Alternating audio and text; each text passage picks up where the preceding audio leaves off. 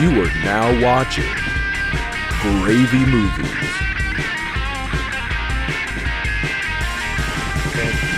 Music.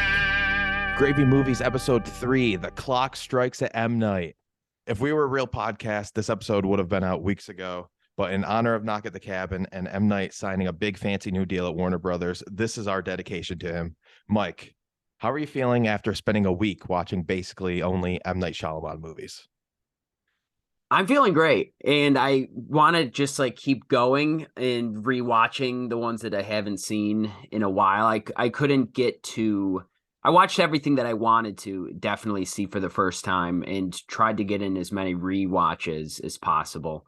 And I don't know. I have this profound sense of appreciation for him as a filmmaker. I think he's so unique and has such a distinct style. He's really like nobody else out there, for better and for worse, right? I think he just gets so much unfair criticism, in my opinion, and it's really apparent now, like going back and watching things, and also just how people react to the new films that he has come out with as well, right? Like, I know we'll get into it later, but both Knock at the Cabin, Old, I think people generally didn't have the highest praise of. And I think a big part of it is how people, they put him into such a box, right? And they think like every M. Night movie has to be like this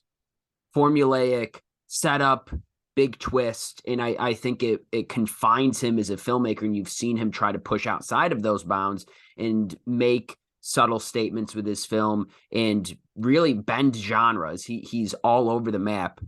And I think it pisses people off when he doesn't go the route that they're expecting. And after watching all of these films, I don't think, like, in my opinion, none of them are like a perfect 5-star. And he definitely has some duds in there as well.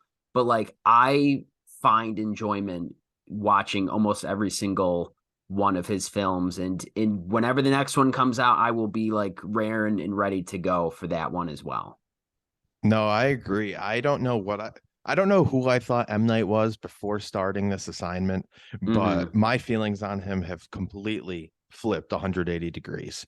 There's such a bevy of genre and style and tone and subject matter and theme. He explores so much in his 20 plus years of making movies, and I agree. I think he's maybe one of the most unfairly criticized and maligned directors we've ever had, especially over the last 30 or 40 years.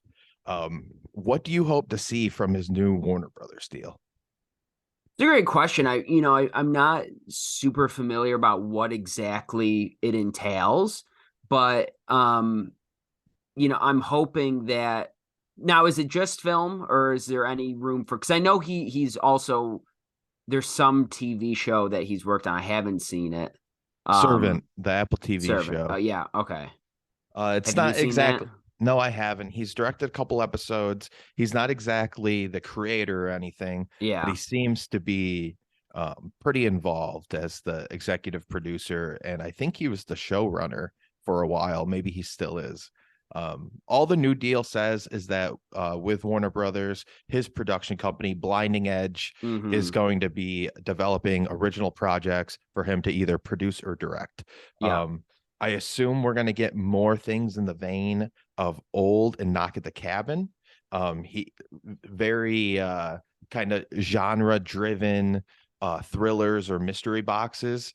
His daughter also announced that she's making her directorial debut this week. Exciting. I wonder if he'll be producing that. I wonder if this will be part of that new deal. If there's one nepotism baby I want to see work from, it's probably M. Night Shyamalan's daughter.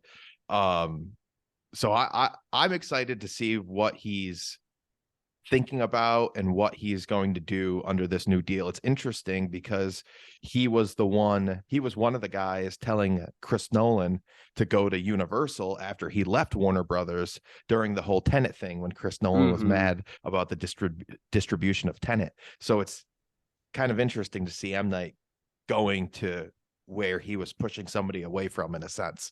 Yeah, and I think it's also really interesting because, right, the last few films M. Night has made have been relatively low budget, a lot of self-financing there. It really because, like, you know, studios lost faith in him, and box office wise, they have been successful. He's betting on himself and he knows what he's doing.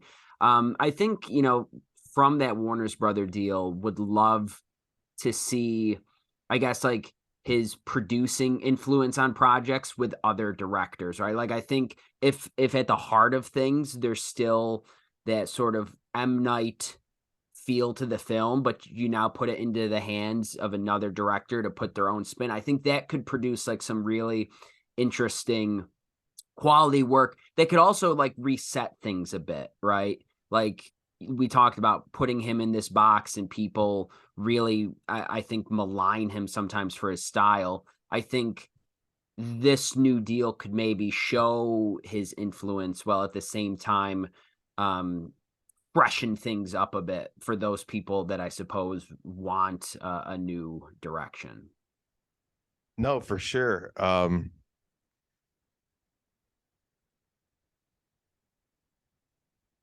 Is there a knock at the garage door? No, I thought I heard something else. See what I did there?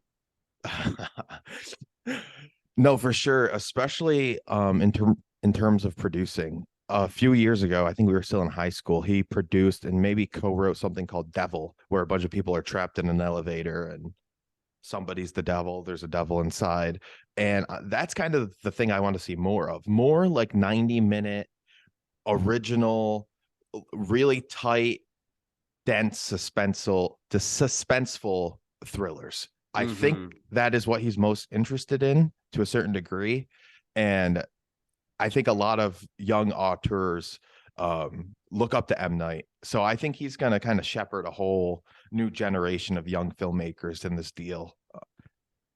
I'm excited to see what he's going to bring to the table and who else he's going to end up working with.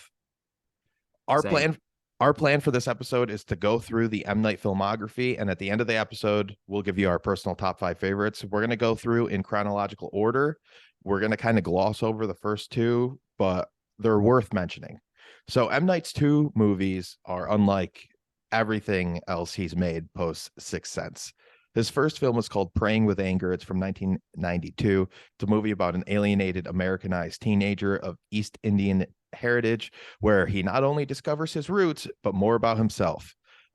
Pretty generic, like fish out of water story, learning about your heritage, where your family comes from, especially the Americanized aspect. M. Night is a dude that grew up in Philadelphia. His parents are loves Philly. Most of his movies take place in Pennsylvania. His parents are doctors, so he's shown homage, and he's honored them in certain ways in his movies. But this was one that I feel like he's kind of telling a personal story, which is fine, but it's not really what I want from an M. Night movie. I think he's great at putting in the personal touches and a lot of sentimentality in bigger stories. But we didn't have the time. But yeah, if we never did this podcast, I don't know if I would ever check out Praying with Anger.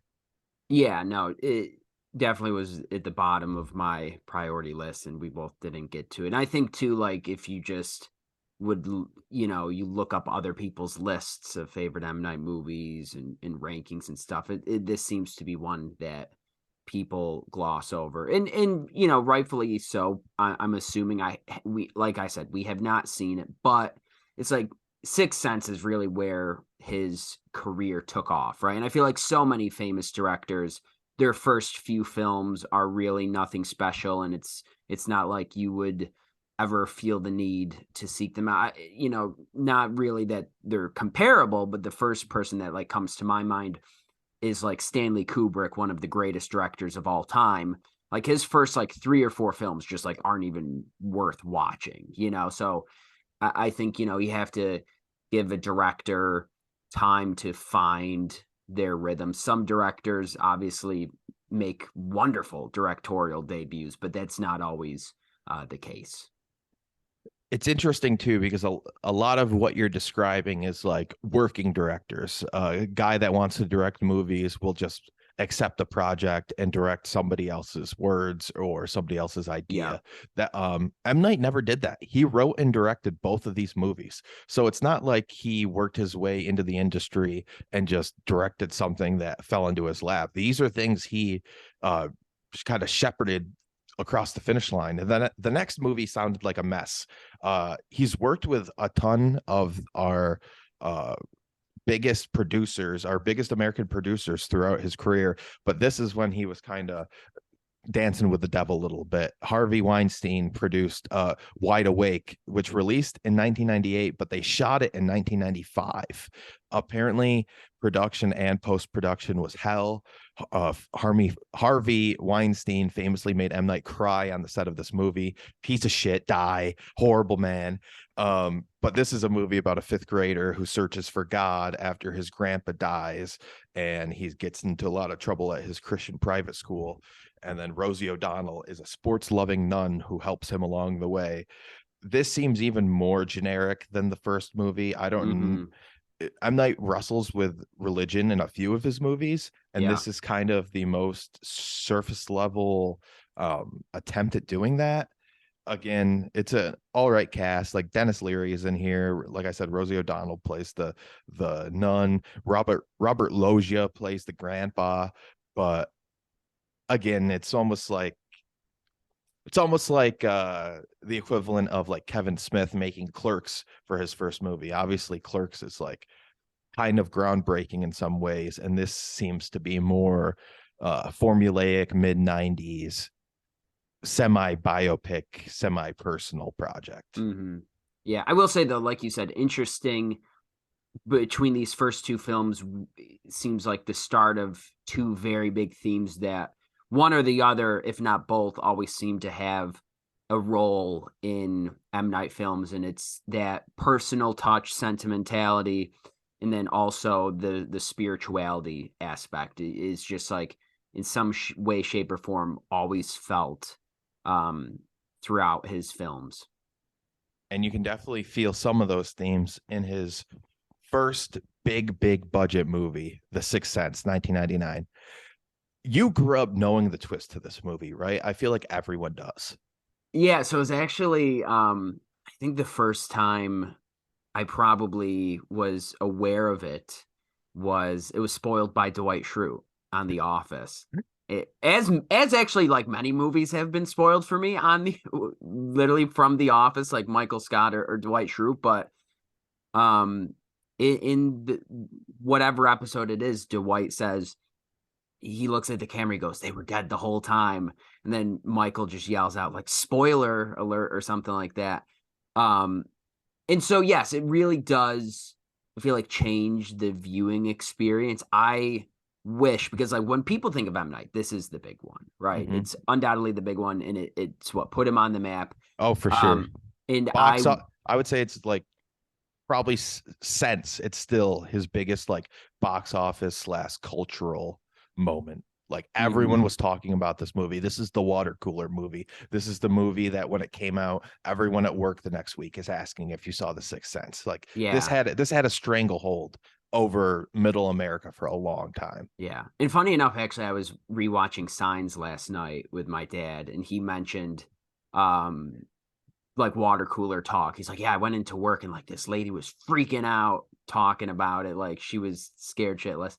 But yeah, I mean, with The Sixth Sense, that's really a film where it's like you wish you could have been there to see it, right? Like when it first started, not knowing anything, because it really would have been I feel like mind blowing. And yeah, it's, there's some films that like once you see it the first time, you can never see it the same way again, and that feels like sort of the case with The Sixth Sense. Like another film that comes to my mind is Usual Suspects. Sure, you can rewatch Usual Suspects, but there's nothing like the first time.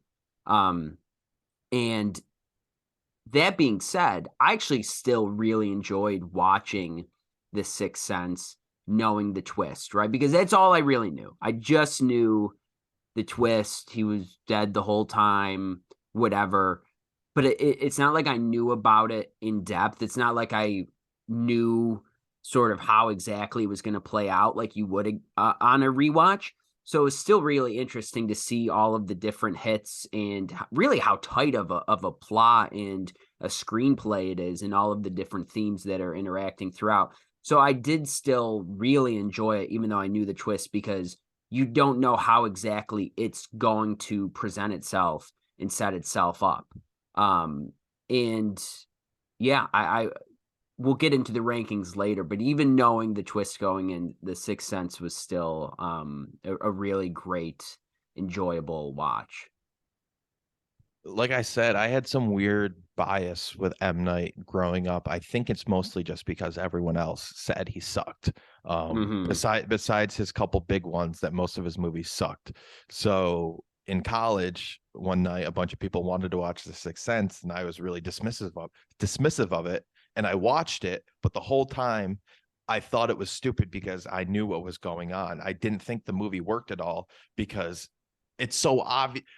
Watching it, fast forwarding now, I rewatched it. I gave it another a chance, and it's still funny to me how like glaringly obvious Bruce Willis being dead is from the jump. I mean, Really? yeah. I mean, when did you first watch it? Was it this week or was it like last year? No, it was probably a couple years ago.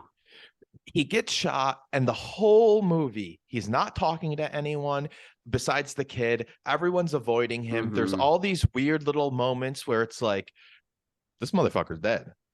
Like it's just Yeah. it's the most obvious thing in the world. But giving myself to the movie this time, it's a good movie. It's a really good movie. It's super well made. It's really tender. The acting is great.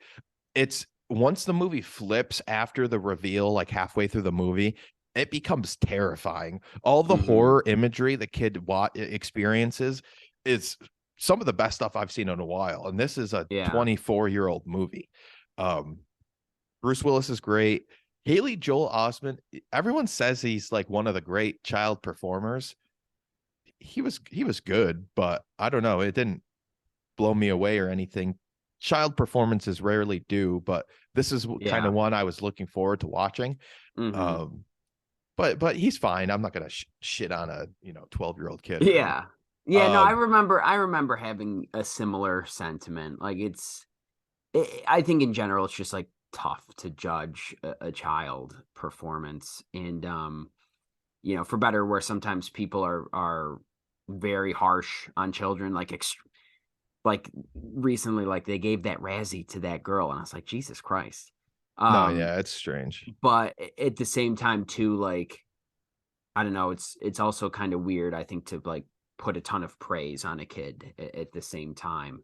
I mean, he is very good. Like, most 12-year-olds don't have the maturity or the context to know, like, they're acting on a movie. This is how they're supposed to act. Like, the scenes are filmed separately and out of order most of the time. Like, bridging the emotional connections and making sure it all fits. Like, job well done. Very successful.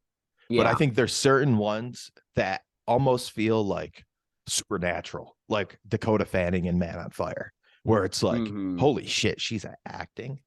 Like it's like something comes out of them. And those are the ones I think. Abigail Breslin in Little Miss Sunshine. Who is also in she is in Signs. Yeah, she is.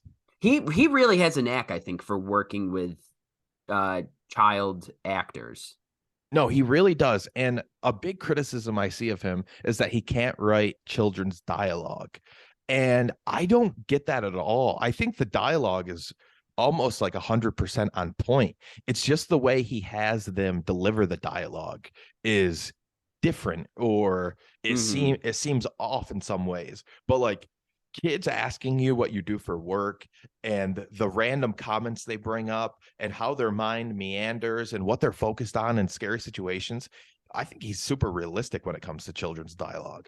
Yeah, I mean, I think he is unfairly criticized for all of his dialogue, really. Like even like the adults, and I read reviews for Knock at the Cabin, and there was criticism about the dialogue, and people are always saying oh, he's like it's so bad, it's so ridiculous that it's unintentionally funny. And I'm like, you don't think he's being intentional? Like, I think a lot of his movies are fucking hilarious, and I think he very well, like, I don't know, it's weird to say like this is to claim that you know a director's intention, but I don't know. I think his dialogue in a lot of films seems to be intentionally funny. Like, I will talk about it again later, but like Knock at the Cabin, when they are accusing, when the two dads are accusing the group of unfairly targeting them because they're gay, and the woman is like, we don't have a homophobic bone in our body. Like, I thought that was hysterical Yeah. No, and intentional. it is, because it's something you would say to, so people say that shit all the time. Like, Yes. I'm not Yes. racist. I don't see color. Yep. Uh-huh. But Yeah, exactly. putting it in the context of, we're gonna spoiler alert for Knock at the Cabin, all spoiler alert for all the movies Yeah. coming up. Get that out of the way. Putting it in the context of, I'm going to kill myself in front of you. It is funny. It's an absurd thing to say. Yeah. I think that conversation fits better with a couple other movies coming up. Oh, totally. But in a general sense, Sixth Sense still works, and it's still worth watching 24 years later. And I guess my last point on The Sixth Sense is that, unfortunately, it feels like the sort of the mark that he has always held to as a director, right? And it's like, because like you said, the water cooler talk, that twist being so profound to people, that cultural grip, that's what everybody expects from him from now on. They expect that level of a twist, that level of thrill. And so many movies after that point have gone in different directions, and not all of them are about a twist. And then people are like, oh, the twist in this one really sucked. I'm like, well, it's not about the twist. Like, stop. If that's what you're going into an M. Night movie purely looking for, like, you're going to be left disappointed. So unfortunately, I would say, to probably, not to us and not to other people that enjoy M. Night, but I feel like probably to a portion of people out there, it's like his career has been just downhill since The Sixth Sense. Definitely after the next couple movies, people have a lot to say, and it's interesting to see how his career bends after the next couple movies. But only a year later, he put out Unbreakable in the year 2000. This is definitely the one I've seen the most. It's the one in high school that I gave a shot because of the subject matter, and I was like, oh, okay, this is when M. Night is cooking, with all the burners on, high temperature. Sure. Like, I love the question, what if Superman was real? I love how he tackles the themes so well in Sixth Sense, Unbreakable, and Signs, but especially this one. I wanted to rewatch it for the podcast, but I didn't have the time. I mostly am curious how it works in the Marvel age. I think it's such an antithesis to what we see so much of today. Seeing somebody with power struggle. We're so used to seeing people with power not struggle, or to go through like really superficial, like personal problems in the background. Like, different movie, but this is why the Tobey Maguire Spider-Man movie works so well, is because it's about Spider-Man. It's not about the villains. It's not about connecting to the next movie. It's not about setting up or references or anything like that. It's not about Easter eggs. It's about what Peter Parker's going through, especially Spider-Man 2. Like I said, this is way more grounded, way more boiled down than that. But at the essence, it's still, what if X superhero was a real person? And I really wish I rewatched it, but I think this is one of his more successful attempts at like deconstructing a question. I think all of his movies, he asks a question. This is what if Superman was real? And like I said, I think this is one of his more successful attempts at that. I'm curious what you think of Unbreakable as a non-superhero, a Marvel guy, and not just now, but you never really were. Yeah, no, I've never been a huge superhero person. Obviously, as a kid, a little more so, and then I just didn't keep up with things over time. I do love like the Christopher Nolan Batmans and shit like that, but no, Of I'm not course. super caught up. Exception to every rule. There's an exception to every rule, but I'm not super in tune with all of the superhero films. This is one I do wish I rewatched as well, just because my recollection of it isn't necessarily the greatest. I think what I love most about this film, first of all, like Bruce Willis and Sam Jackson are just awesome in it. Like it's really fun to see them sort of go back and forth. It's a cat and mouse game. Totally. And I think so what I like most about this film is sort of the idea of like they're superheroes hiding in plain sight, right? And they are everyday people, but they're more than that. And really like the self-discovery of Bruce Willis, as he's figuring out he has these abilities and these extra powers. The one scene that really always sticks out in my mind is when he's bench pressing. Yes.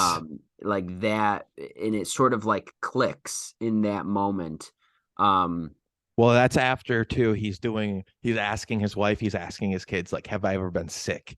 And that's such an interesting way to discover having superhuman strength. Is I never had a cold. Like I cannot remember a single time in my life I've ever had a cold. And it's a little thing, but everyone has had a cold. Everyone's had a runny nose. And I got one right now. And his like obsession with it, his obsession with why have I never had a cold? And then the bench press scene, and then all the little cat and mouse stuff with Sam Jackson. I think it's a movie about like obsession and fixation and myth making, especially the son-father relationship. Mm-hmm. I think that's how a lot of kids see their dad as the strongest man alive, or like somebody that's basically Superman. And to see the kid being like, oh my God, my dad is Superman. And oh my God, Superman is like not who I thought he was, is such a heartbreaking and really realistic, like father-son relationship. And like your dad's always going to disappoint you. People in your family are always going to disappoint you. It does a lot with masculinity. I don't know. I think this is a special one. And it's not even a twist ending. I think there's a difference between like twist endings and reveals. Like a lot of reveals get mistaken for twists, and the reveal that Sam Jackson has engineered all of these accidents to find a superhero, and the train accident that Bruce Willis experiences at the beginning of the movie was engineered by Sam Jackson. Yeah. A man with glass bones in a wheelchair, the antithesis of him. That went hard as fuck. Like that is something like collateral damage, disregard for human life. Like I have a goal. I want to know what else is out there because I know it. It's the obsession thing again. Like I know I'm right, so it doesn't matter who else calls me wrong. It doesn't matter who else gets hurt. Totally. And that's a very important distinction, like you said, where it's not exactly like a twist, right? It's like a complete 180. I feel like it's misdirection. Whereas I feel like everything you saw before that is not the truth once you know the twist. Yeah, but like you said, like a reveal like this is really just like painting the full picture, putting the pieces of the puzzle together like right before your eyes. And two, I think from what I recall of this film, M. Night makes, in a lot of his movies, I think makes such good use of flashbacks throughout. Oh, yeah. Like slowly giving you a little bit more detail with every single one. But also there's such emotional weight to his flashbacks. It's like that's when you feel like you're discovering the character is through these traumatic events that they lived through, and you see it unfold. And just like the timing of it too, like he sparses it and sprinkles it throughout the story so that you are sort of going along that journey. And yourself having that moment of the discovery, just like these characters are when, you know, like that you're sitting and you're getting the reveal, but so is like the character, right? Like Bruce Willis is living that reveal with us. Great point about flashbacks. I could perfectly segue to the next movie because of the flashback thing. But the last thing I want to mention about Unbreakable is just how he basically deconstructs the whole superhero costume thing too. Mm-hmm. A great part of older superhero movies is like the first costume that's a handmade and looks a little shitty, but you know, they use stuff around their house. Kick-Ass does that with the scuba suit. Spider-Man does the spray paint thing. And this one is just Bruce Willis putting on his poncho from being a security guard. Yeah. A job where he's supposed to protect and look out for people. So again, it's just, I really think like it's kind of an obvious thing, but it's done really subtle and done really in a way that it's almost like honorable. It's like he's honoring these characters. He's not throwing cheap shots. He's not taking shortcuts. He's like logically following every character's logic and following their decision making and what's going on in their brain in a way that most genre directors won't do because it bogs things down or makes things too slow. Mm-hmm. Totally. I also just love how, like, I don't know, is dungy a word? Like, Yeah, just like how dark and wet the film is, and the rain, like it has like such a vibe to it. No, it definitely does. I think all of his films have a very specific environmental feeling. Yeah. All right, his next movie is from 2002. It's Signs. I think the hype for these movies were building and building because they were all Unbreakable and Signs weren't smash hits like The Sixth Sense, but they were very successful both critically and at the box office. Signs was another first watch I had this week, and spoiler alert, I think it's my favorite one. I'm so annoyed because Signs has always been my favorite one. So I wanted to come in here and be like, it's my favorite one. And then you have to be like, oh, I love Signs, which is great. I'm glad you enjoyed it. It's another movie. I knew the quote unquote twist, which isn't a twist at all. It's another reveal about the aliens in the water. It's like, oh, this is the movie where aliens are allergic to the water, and they boil it down to that point. Like that point of information is the most important part of the movie. The aliens are the least important part of Signs. That's why I love it so much. But also, like, I don't think it's like, to me, the focal point is not the water. It's each one of them as a characters, right? Like they all have a sign. It's not just the water. Like, yes, like, but water is Bo's thing, but right. But then you also have the specificity of Morgan and his asthma, and Joaquin Phoenix swing away, and then Mel Gibson has to see the signs in front of him. Like it's more than just the water. No, I totally agree. I think a few of his movies can be described as having everything. It's a movie that has everything. And I think this is one of them. It has mystery, all the cornfield stuff in the beginning. There's a whole like wonder of what's out there, what's beyond us, the wonder of the unknown. There's action and adventure and horror wrapped into every scene with the aliens. And then to cap all of that with like really heavy themes of religion and grief and belief, because it's a movie about believing. Do you believe this is going to happen?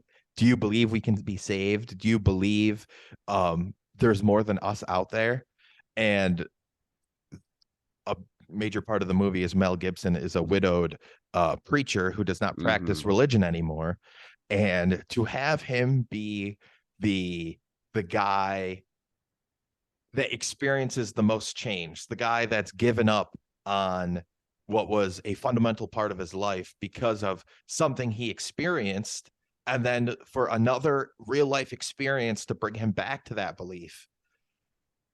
That little ping pong of just like yes and no, like am I going to play? Am I not going to play? It's up to you if you decide to play. It's up to you if you believe. Belief isn't a thing that happens naturally. I think you have to decide, hey, I'm going to believe this is going to turn out okay. And does it? I think it kind of does. Yeah, and really such an emotionally powerful film too. And Huge. it's weird now to watch it like with Mel Gibson and like carrying such an emotional weight, but I mean it truly does. To see that sort of like shared trauma as a family. That And really scene, that scene where he's yelling at eating his dinner. family eating dinner, Yeah, that and scene hits hard. then the kid says he hates him, and Mel Gibson's just eating all the food because they were all Yeah. able to pick what they wanted for dinner, and they all just end up crying. But the moment that gets me is Mel Gibson grabbing his brother Joaquin Phoenix Yeah. into the Yeah. hug with his kids, like we are all part of the family. That touched me. Yeah. That was good stuff. Yeah, that's a great scene. Really, so for me, Signs is like I was working my way towards watching Signs for a really long time. I saw it for the first time a few years ago and then rewatched it last night. Um, and have seen bits and pieces of it sort of like in between. Um, but Signs was the film that like traumatized me as a kid. Because I don't know what context it was in. I think maybe my parents were watching it or something, but I saw that scene when Joaquin Phoenix is watching the TV in the closet. They're at the Mexican birthday party, Brazilian birthday party. birthday party. My apologies. That's okay. Because it I'm gonna starts. try and be way more accurate going Yeah, forward because I got so much shit, Mike, for the Rock the Hudson Airbud thing. thing. No, Oh, the the Rock Rock Hudson Hudson. Oh, thing. I really? got From who? people I live with, People, okay. people that know I should know better. Yeah, I will say Rock Hudson and Charlton Heston's a big difference. But I regardless, yeah, we don't need to actually explain it. there's Mexico City is in the news coverage because that's where the lights are and Right. shit like that. But yes, Brazilian birthday party. Um, and you get that flash of the alien going across the screen. That scared me to death as a kid. So it's like I've always like been afraid of this film, and even like rewatching it, knowing it's coming, it's still such like an eerie feeling. This film is full of eerie feelings, and M. Night does like such a masterful job of creating that sense just by giving you like the little flashes of the alien, like that intrigue, right? Like the first time you see him, like just like up on the roof, is Oh fucking yeah. scary. And then when he's finally in the house and he sees him in the reflection in the TV, like that's another moment for me where I literally get goosebumps watching it. But I watched So it. so you have like a childhood association with the movie. Yes, You remember the fear from then. I have to like a say, vivid imagery that carried with me throughout my life of like this alien, just like that freeze frame alien is burned into my mind. a lot of people cite that as like a big scary moment for them. I Yeah, think I missed it. I couldn't, I mean, I saw it in the movie, obviously, but I think I yeah, missed that like on an emotional level because it was definitely eerie and creepy. And I love the way he shoots it and uses all the news footage to show certain things, but it yeah, didn't actually terrify me. I think almost like the roof stuff or seeing the one in the cornfield quickly, like that stuff yeah. is more startling to me than kind of an outdated looking CGI alien walking through the alley. Yeah, I think what gets me about that scene in particular is like like the found footage, right? Like he's using a camcorder and like all of the kids are watching it is like to me sort of like brings it to life a little bit, and like that's what is inherently terrifying about it. But also Joaquin Phoenix's reaction, and I actually just watched a clip on Twitter a few days ago of M. Night talking about filming that scene, and he tells Joaquin, he's like, all right, like when you see it, like I want you, I guess they were doing takes of it, and he's like, on this one I want you to like back up like into the closet, like I want you to be in the coats. And that's the shot that they kept in the film, but it's like you feel like you're Joaquin Phoenix watching. He's like, move aside, children, like get out of the way. He said, Vamonos. yeah, he says vominos. And It's so funny. it is so funny. And this is what I'm talking about with M. Night can juggle so much going on at once. Mm-hmm. The reveal that the aliens are real, like this is the moment where it's happening. Yes, the aliens are officially real. We see them. Yeah. So, you know, It's a revelation. It's what they're afraid of coming closer to them. Everything's circling in. Everything's getting smaller. But there's a moment of genuine like humor when fucking Joaquin Phoenix tells the TV "Vamonos." Vominos. Yeah, And it's yeah. so funny. And there's like Mel is so good in this movie because Hmm. he's just an actor that knows how to deliver this type of dialogue, this M. Night dialogue. And it Yeah. can be a little absurd, it can be a little unnatural, but when you commit to it and you have all the emotion behind it, or you have the fear behind it, like Joaquin Phoenix is almost scared for the kids when he says "Vamonos." Yeah. It's just like an onion. There's so many layers to it, and you can appreciate and then enjoy it for all those layers at once. Actually kind of incredible how he's able to pull some of this stuff off. Totally, totally. And watching it last night too, I was thinking like this would make such a great double feature with Close Encounters of the Third Kind, right? Because you get that you get both sides of it. Side's a much darker, scarier film, and in Close Encounters, the aliens are a little bit more friendly, but both like you get that sense of intrigue and that sense of discovery. And like at first, right? Like Morgan is um really taken up by all of this, and they're all interested by, like, when I think of like when they climb on top of the car and they're holding up the baby monitor. Like Oh, at first there's not that necessarily like that inherent fear, and like that fear like builds and develops over time the more they learn about all of this. And you have Mel Gibson, the skeptic, but also like he's really like the he's first the man of one. faith. He's also like the first one to really, I think, like grasp what's going on, whereas like they're, I guess, his brother, the kids, they're still teetering back and forth, I think, on like what's good, what's bad here. And I never realized this until I read a review about it after the film, but like looking back, it's like so profound to me now. And I'm a huge fan of E.T. I think, as we've discussed, I fucking love E.T. I think it's amazing. Spielberg's one of his finest films. I agree. And there's that scene in Signs where Joaquin Phoenix throws the ball into the cornfield, right? And it's emblematic. It's a callback to E.T. when Elliot throws the ball in the field and then E.T. throws it back, right? But in Signs, the ball is not thrown back. And it's like signaling like, yeah, E.T. was there for fun. E.T. was friendly. Like, these aliens aren't playing around in Signs. They are not here with good faith. That's somebody he's been compared to a lot in his career, especially the Yeah. beginning, is Spielberg. They said he was going to be the next Spielberg, especially after The Sixth Sense and Unbreakable and this movie. I mean, he basically does the Spielberg face, the famous Spielberg face, Yeah. different ways with his close-ups and with the kids in these movies. And I think you're right. It's almost like people were telling him he's going to be the next biggest director, the next like generational director, just like Spielberg. And Signs is his way of kind of like saying, that's not who I want to be. I don't exactly want to be Spielberg. I want to be myself. And for everything you just said, plus the flashbacks with the mom, plus he's able to do so much in the beginning. There's it's not like a threat of aliens, it's a threat of like your family getting hurt.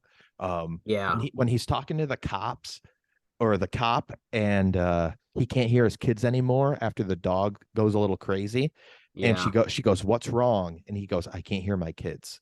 Yeah. And And the again, like, way he says it, the way he runs off, and the whole scene with Morgan being forced to kill the family dog because it's getting more aggressive because the aliens are affecting the atmosphere or whatever. It's a little thing. Like, what would the animals do if aliens landed? The animals are going to go fucking crazy. Again, he's just following logic. yeah. And again, like, it keeps coming back to me in my mind of Close Encounters, even though, I the gotta different see it. films. I haven't seen it. Oh, you haven't seen it? Oh, I gotta see it. Oh, Close Encounters is so good. No, I've been wanting to. Yeah, even like when they're in the house and the aliens are trying to break in, that I think you'll see the similarities in Close Encounters. So there's a scene like that. But also like a theme in Close Encounters, and like this has been talked a lot about with Spielberg. It's like really, it's a film about, like you said, it's a film about a family and what they're going through and like keeping your family safe. But also like for Spielberg, there's a lot of trauma tied up with that. And like we see that in the main character, Richard Dreyfuss, basically his fascination with these aliens. And I'm, not to spoil too much here, but his fascination with these aliens really drives a massive wedge in the family and inflicts a lot of pain on his wife and his kids. Yeah, would make a great double feature because you kind of get both sides of it, sort of. And yeah, highly recommend. You gotta watch that ASAP. Close Encounters. Was that nominated for any Oscars? Ooh, because I was going to say I could throw it on the list for our Oscars episode. It could be my homework. Yeah, I'll have to look it up. I'll look it up real quick. Look it up. We got time. It won best cinematography. Okay, I don't know if I want it in that category, but maybe I'll still watch it nevertheless. Yeah. It won best cinematography. It was nominated for score, director, supporting actress, visual effects, production design, sound mixing, film editing. I got a bunch of. It got a ton of nominees. It's probably one of Spielberg's most nominated films, honestly. It's been the one I've been chasing the longest too. Probably. Yeah, it's good. Dude, I saw it in 35 millimeter. It was insane. I have it on a really cool VHS tape. No, that is cool. I wish I had a VHS. The box is all shiny. Oh, really? Yeah.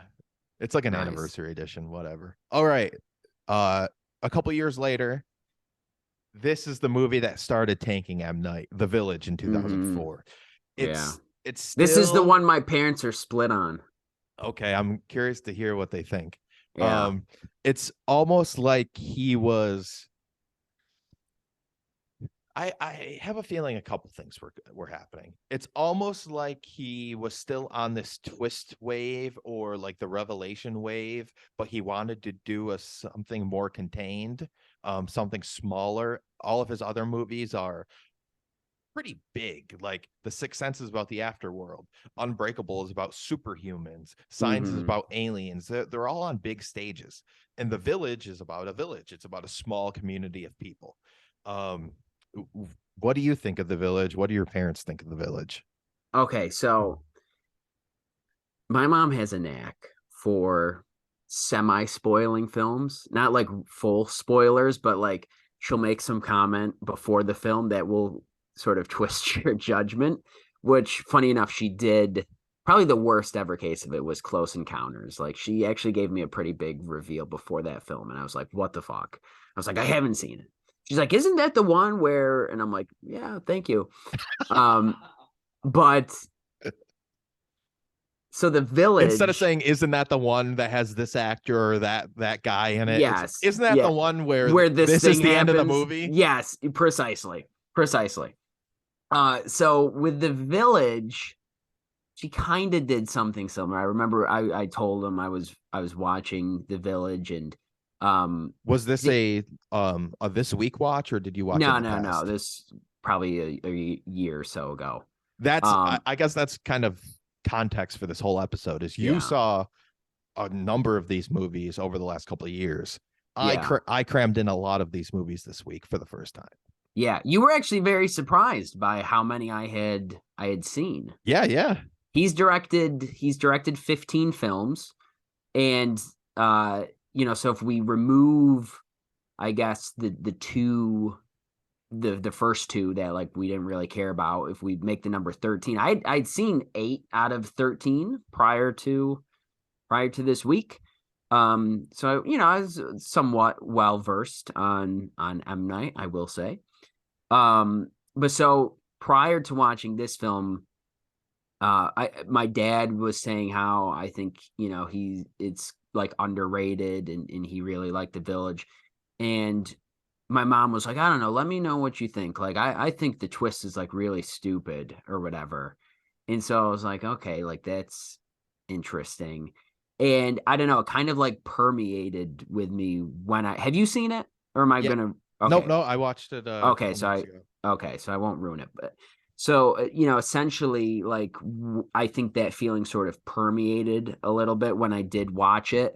I was let down by the twist. I was like, I don't know, these creatures, and it's not like scary like like other M. Night films are. It's like it's not as scary as Signs, but there is something inherently creepy, I guess, about those creatures and like I think just it's supposed to be the way scary. they look. Yeah. Um, and so the first time I watched it, I just remember again, I thought like the setup was a lot more interesting than the result, right? To quote my Letterboxd review that I left, so I watched in 2020, so 3 years ago, 2.5. I called it a letdown or somewhat of a letdown. Um, that the big plot twist was less interesting than the original premise. Um, although I gave props to the cinematography by Roger Deakins, the Oh, score, yeah, yeah.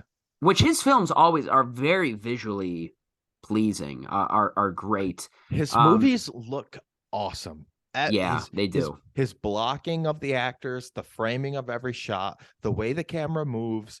I think this is the skill that he's exponentially improved on with every movie. His last two Yeah. movies being the best looking of his whole filmography, in my opinion, despite him Mhm. working with Roger Deakins in the past, despite him doing all this shit in the past. Old and Knock at the Cabin look fucking Yeah. awesome. Yeah. And also like The Village too, I was sort of surprised by like how great the cast is. Like it's really like an Stacked cast. all-star lineup. Yeah, it really is. But yeah, no, in general, I think I was disappointed by how it played out in the end. I was like, wait, so they're just like pretending this whole time? Um, but I guess before I get into like my thoughts on a rewatch, what are your first impressions of it? See, this is another M. Night movie I knew the twist of already. It's like something. Oh, okay. It's like Yeah, I see, I don't didn't I know don't it. know what I don't know what about M. Night movies. I think I was born and they handed me a pamphlet with Yeah. every M. Night twist on it, and it's just been something it's like knowledge I've always had. So Yeah. I knew the twist. That being said, in a way where like Sixth Sense or some of the other movies, you can like I'm like looking for things that set up the twist or whatever. Um, I just thought this one was boring. It's not bad. Mm. None of it's bad. It just doesn't do anything for me. I think the cast is a little underutilized. Like they have so many great actors that barely say anything in the movie. Um, I think it looks very nice. I think what I love this little collaboration he did with Joaquin Phoenix back to back. He's had a Hmm. couple actors that he's worked with multiple times, just like Bruce Willis. But not in the same vein as like a De Niro Scorsese Sure. collaboration. I don't think it's as personal as that. But yeah, I just thought it was boring. I just thought um it didn't have that oomph that a lot of the other movies had, which I think was the goal. I think it was more of like a soothing, almost like a folk tale or like a story like that. But this is the movie that people started giving him a lot of shit about. um Yeah. the twist based movie that once you start asking questions about the world or the twist, that everything falls apart. I have a personal theory on this run of movies: The Village, Lady in the Water, and The Last Airbender. I think he was really influenced by what his kids were ingesting, both books and TV. And Mm. I say that because The Village is a famous has a famous plagiarism allegation against it. Have you ever read the book Running Out of Time by Margaret No. Haddix when we were young? Me Mm-mm. either. Kelly read it though. Um, and she says, yeah, it's basically like it's instead of the setup in the village where the parents are hiding the real world from the kids. It's the parents or other adults are forcing young people to be in like an amusement park, like a 19th century village amusement park. And the main character needs to leave the village to look for medical supplies.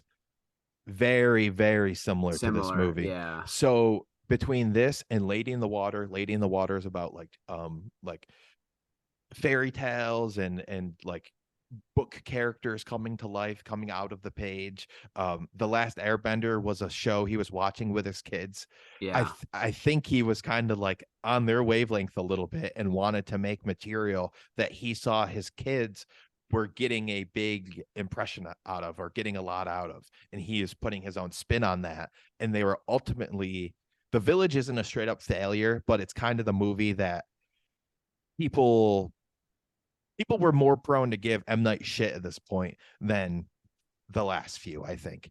And Yeah. it kind of started the narrative on like M. Night's a hack, M. Night's pretentious, M. Night's arrogant. And I don't see any of those things personally. But this one just seemed a little thin compared to the other ones. Yeah. I mean, I will say I enjoyed it more on a rewatch. It improved for me. Okay. Because I guess like on a rewatch, like the first time going in, you know, you're more consumed by like this mystery, like who are these people? What's the purpose of this? There's more intrigue. Whereas like knowing that going in on a rewatch, I guess I was a little bit more in tune with the characters. And I see what you're saying. I think like maybe underutilizing the cast a bit. Maybe they're not fully developed. But for me, you know, I really enjoyed sort of the aspects that drove them to that place, right? Like they keep calling back like into all, you know, the horrors of the town, like somebody was murdered, all this stuff, but really like getting at the heart of it. And I love that, like that last speech that William Hurt gives where, you know, he's saying, you know, this place was about, you know, building promise and innocence. And like, if we don't do this, then what's any of it worth it? Like, you know, we're losing that innocence. Also, just so I fully understand, Yeah. the village was created because the real world was too violent and scary for these people, right? They all had people get murdered or fucked up accidents happen to them. So these group of adults said, we're bringing our families to this like nature preserve and we're building our life there. Yeah. And right. And so, yeah. And that's essentially like the reveal is that they're living in modern day, right? Because like when you're in the village, you think like it's the early 1900s or something like that. You know, and they're somewhat emblematic of, say like an Amish community, right? And like we obviously still have, you know what it's like living in New York, and you see Amish people once in a while, and you know they're living a lifestyle that is without technology, you know, decades, hundreds of centuries in the past, essentially, but finding a way to adapt and coexist in the modern world. And so I found like the interesting premise about this is that they wanted to escape the modern world in crime. And basically William Hurt's character, right, he's the I love the voiceover when he says, when he's talking about like, I'm a professor at the University of Pennsylvania, I'm a history professor and I have an idea, right? He basically gets all of them to go along with him, leave the world, and found you know, this village in the middle of the nature preserve, knowing that nobody will get to them. Now there is, there's still a little bit of intrigue in the scene with M. Night Shyamalan, his cameo, right? When the guy goes to the station and is talking to him, and M. Night's like, don't have conversations. People will start asking questions about, you know, all of this here. So there's still, I think, a level of mystery to that place in and of itself, that nature preserve. And I think it sounded like there's like a wealthy, donor Well, involved. did William Hurt change his last name to Walker for his like village family, or was he related to the people that own the Oh, nature yeah. preserve? Okay, sorry. I'm piecing this together in real time. So his No, father you're was okay. super wealthy. Okay, so his father is the Must main have owned, Walker, yeah, and then and he owned. ended up being a professor and stuff, but going back to the preserve eventually because he probably still had pull and inheritance and shit connected Yes. Yeah, to yeah, the yeah. organization. Okay. Yeah. That was So the part I I was a did, little like, how are they here? But that kind of makes yeah. sense. Yeah. So I like there's yeah, no, I'm an idiot like piecing it together No, you're right good. now. I literally just rewatched it like 2 hours ago. Um but I think like the emotional hits of the characters of like why they're doing things, particularly him. I did find that to be somewhat compelling. But it's still a film where it's like I view it more favorably now. It's still not at the top of my list, per se. What do you think of Adrian Brody in this movie? I liked Adrian Brody in it. It's definitely a hard task to play a character with, you know, a mental disability or Yeah, whatever term you want to associate with it. Um, and sometimes I think it can come across goofy, and I think it sure. did at times, but I actually think it was pretty effective. His like fixation with Bryce Dallas Howard's character and how that kind of like ended up being the collapse of everything. So like Mhm. initially like the character motivation or the character in general didn't work for me, but it actually did once the movie was like ending actually. Mhm. Um, what do you think of Bryce Dallas Howard as that's going to bridge to our next movie, Lady in the Water? Yeah. I liked her in it. I think she was one of the You don't like her? I can't stand the bitch. I think she's annoying in everything she's in. From like I saw the first Jurassic World movie in theaters, 7 years ago at this point. Yeah. Thought she was bad. After watching both of these movies, I think she's bad. I don't understand how she's a working actress. Nepo baby. I mean, she's a huge nepo baby, obviously, Yeah. but she's really somebody I just don't understand at all. Yeah. What So this was like her first major film role. The Village? Yeah. I think I don't know. What do you think of Lady in the Water though? Let's move So on. I will say in general, I'm with you. I'm not a huge Bryce Dallas Howard fan. I will say that in general, but I did like her in The Village. Um and I didn't like her as much in Lady in the Water, kind of just because like did you see it? Okay, so Because I'd see that you don't have notes here in this outline. I watched about an hour and change of it last night. The Synecdoche thing, me seeing a movie Okay. yesterday kind of messed Okay. with my plans a little bit. Sure. But I didn't really like this movie at all. Okay. So I will say, yeah, I didn't really like her in this too much just because she's like sitting around pale face, like She hardly just even sits around talking. the whole Yeah. time. She Yeah, doesn't she's do hardly talking. anything. Yeah. Yeah. Okay. And that's fair. That's fair. Lady in the Water, this is the big puzzle to me. Of all the films, this is the puzzling one This to is the me. breaking point, though. After we This is talk the about breaking point. this, yeah. This is the breaking point. No, let's start with that because I actually have like again vivid memories of like when I call back to my childhood of first like learning and hearing about M. Night Shyamalan, right? Like I said, I was petrified of Signs, but I didn't realize until years later what the movie actually was. Like I just had this vision, this image of the alien in my head. I did not know it was from Signs. I did not know it was M. Night Shyamalan. I wasn't aware of any of that. I just knew the alien. But Lady in the Water, I'm 10 years old when that comes out. That's like what I first sort of like remember hearing about like M. Night and that film. And I remember, I don't know what DVD it was, but we have some DVD that I would watch quite frequently, where I remember, this is back, like, I don't know, DVDs had like the commercials before, or like the previews before you actually got to the movie. And I always remember seeing this one.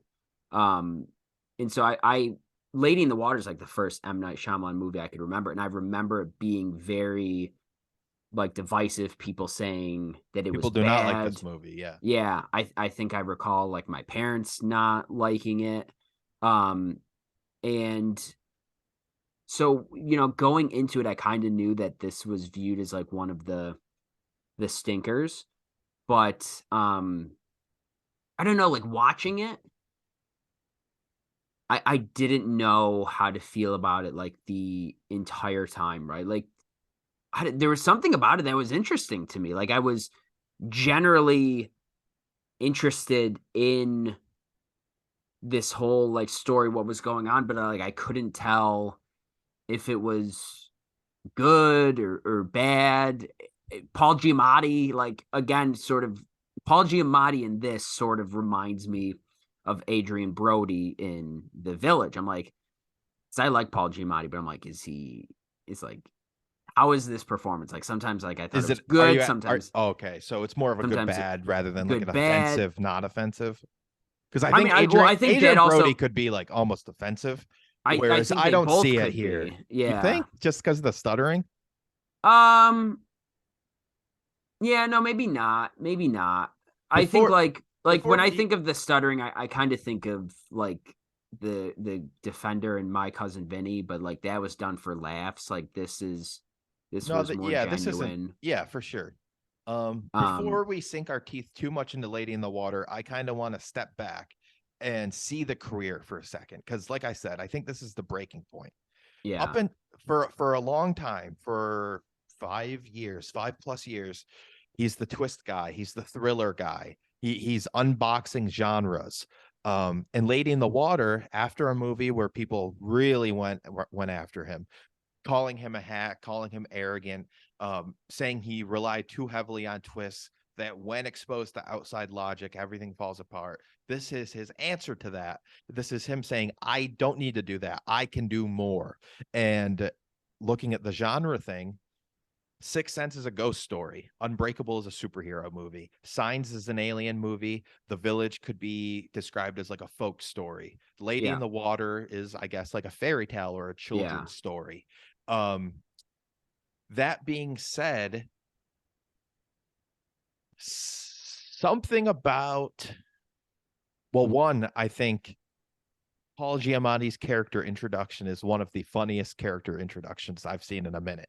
Him under the sink with the broom, killing a big bug or rat that you don't really know what it looks like, and the stuttering and how many times he's like hitting it with the broomstick. It's funny. She got like a cleaver in the back. It's really funny stuff. Yeah. I think the world of the apartment complex is a really rich one with a lot of different type of people. Not just for like a blank, like I could say it's very diverse, but it's not just like diverse in the way a lot of movies are diverse now, whereas I feel like they're checking off boxes, like best friend has to be this guy, other person in friend group has to be this. This was very authentic and very natural, especially in like the backdrop of Philadelphia. So there was a lot I liked about the setup of it. But as soon as Paul Giamatti starts dealing with the Lady in the Water, it like everything came to a halt. Nothing became interesting anymore. It seemed like they were trying to set up something with M. Night playing an author whose book is going to change the world, or like going to stop the end of the world. And it's something people gave him so much shit about, saying he's a narcissist, saying that, oh, of course he's casting himself as this character. When, to be fair, he has a history of casting himself in big roles. Oh, he does. Yeah, he always does. He could be a cameo. He could be a cameo, or he could be a pivotal role, like he was in Signs. Yeah. And he's a pivotal role here from what I've seen. Now, I started falling asleep about halfway through it. I didn't really care that I was falling asleep, so I just let it happen. Okay, so I'm just going to spoil it for you. Yeah, go ahead. At some point, they figure out that she can like tell the future, right? She can tell people's futures, and Like I think Paul Giamatti doesn't want to know his in particular, but she's talking to M. Night and basically reveals to him, M. Night has this thing or whatever. Like apparently, like this kid reads the book and has a profound impact on him, and it leads to events that I don't know, save the world or some shit. I don't know. Yeah. But it's an important book, right? And M. Night is like kind of like thrown off, something about like if it had such an effect on this person, like why didn't they want to meet me? And then he realizes, he asks her like, is he going to get killed over this book? And she says yes, like someone's going to kill you for it. And that to me was like a really interesting moment, right? Because it suddenly became like bigger than the individual. And also like, right, they all have that, like, and it's emblematic of her apparently to like the blue world. Like she doesn't know that she is the madam whatever her species is called, but like apparently like that's that's why they're trying to kill her.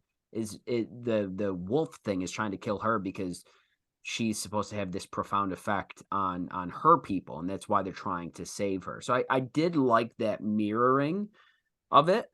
And I will say, like, this film in general turned out to be nothing like what I was expecting. I don't know why. It just like thoughts of my childhood, but I thought again, like, this is supposed to be like a scary movie. Like I thought like the lady in the water was gonna like try and kill Paul Giamatti or something. I thought she was like a mermaid, or I thought this was a mermaid movie. But I will say, like, even like I was thrown right from the start. Like when we started seeing like the cave paintings of like there were the blue people and the water people, and long ago there was a symbiotic relationship and they drifted apart. Like threw me right from the start. But I will say, like, again, I was having a difficult time forming an opinion about the film, but it was one where doing some reading afterwards was really interesting, and is sort of like, it's one I kind of want to rewatch with this lens now. But real quick, this review I read on Letterboxd is definitely the sort of like the best just summation of what I've felt sort of watching it. And I think it's to the heart of what the film is about. You think if we reference stuff like this, should we say the username? I'll say the guy's name. Yeah. So the user it's a review by Josiah Morgan, and he gave it 5 stars. I wouldn't give it 5 stars, but he gave it there. But there's some people, like if you look at the letterbox curve on this, like it's like an average 2.4, but it is like across the board. Like there are half stars, there are 5 stars. Like it some people love this shit. Lady in the waterheads out there. There's a whole there community.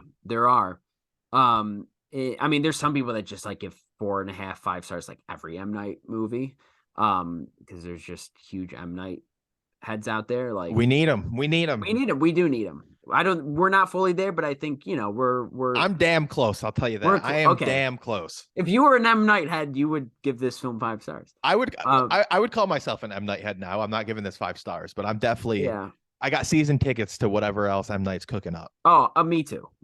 That's okay. So we don't have unequivocal love for all of his films, but we have a lot of. We're season ticket holders. We'll be there next. Yeah, totally. We'll be there for Trap in 2024. Is that what it's called? Yeah, that's a good title. Okay, because in Letterboxd it says Untitled M. Night Project. So no, those Warner Brothers deals. Yet. They said it's called Trap and it's coming out next year. Sweet. Okay, but this review by Josiah get to the Morgan, review. Read it. It says the first film made after Shyamalan was really, truly, widely rejected, with one clear focus: a world of characters who cannot accept pure storytelling. His pain is at the center of this solar system. So, yeah, I see on one hand, people are calling it narcissistic, but I think it's really just like and again, it comes back to like that personal feeling, then that sentimentality. Like this feels like his film of just like not feeling seen, not feeling heard. And like I feel like he is always trying to do something with his films. Every film He has a vision. He has a vision for every movie. And he has a theme and he has a message, and people all the time are overlooking whatever that is because they're wound up with this twist. And like, this message of like pure storytelling, and that's all it is. It's a fairy tale. Like, not everything needs to be read into, not everything needs to be dissected. Just like believe in it, believe in all of the fantastical bits of it. And that is what I really appreciated.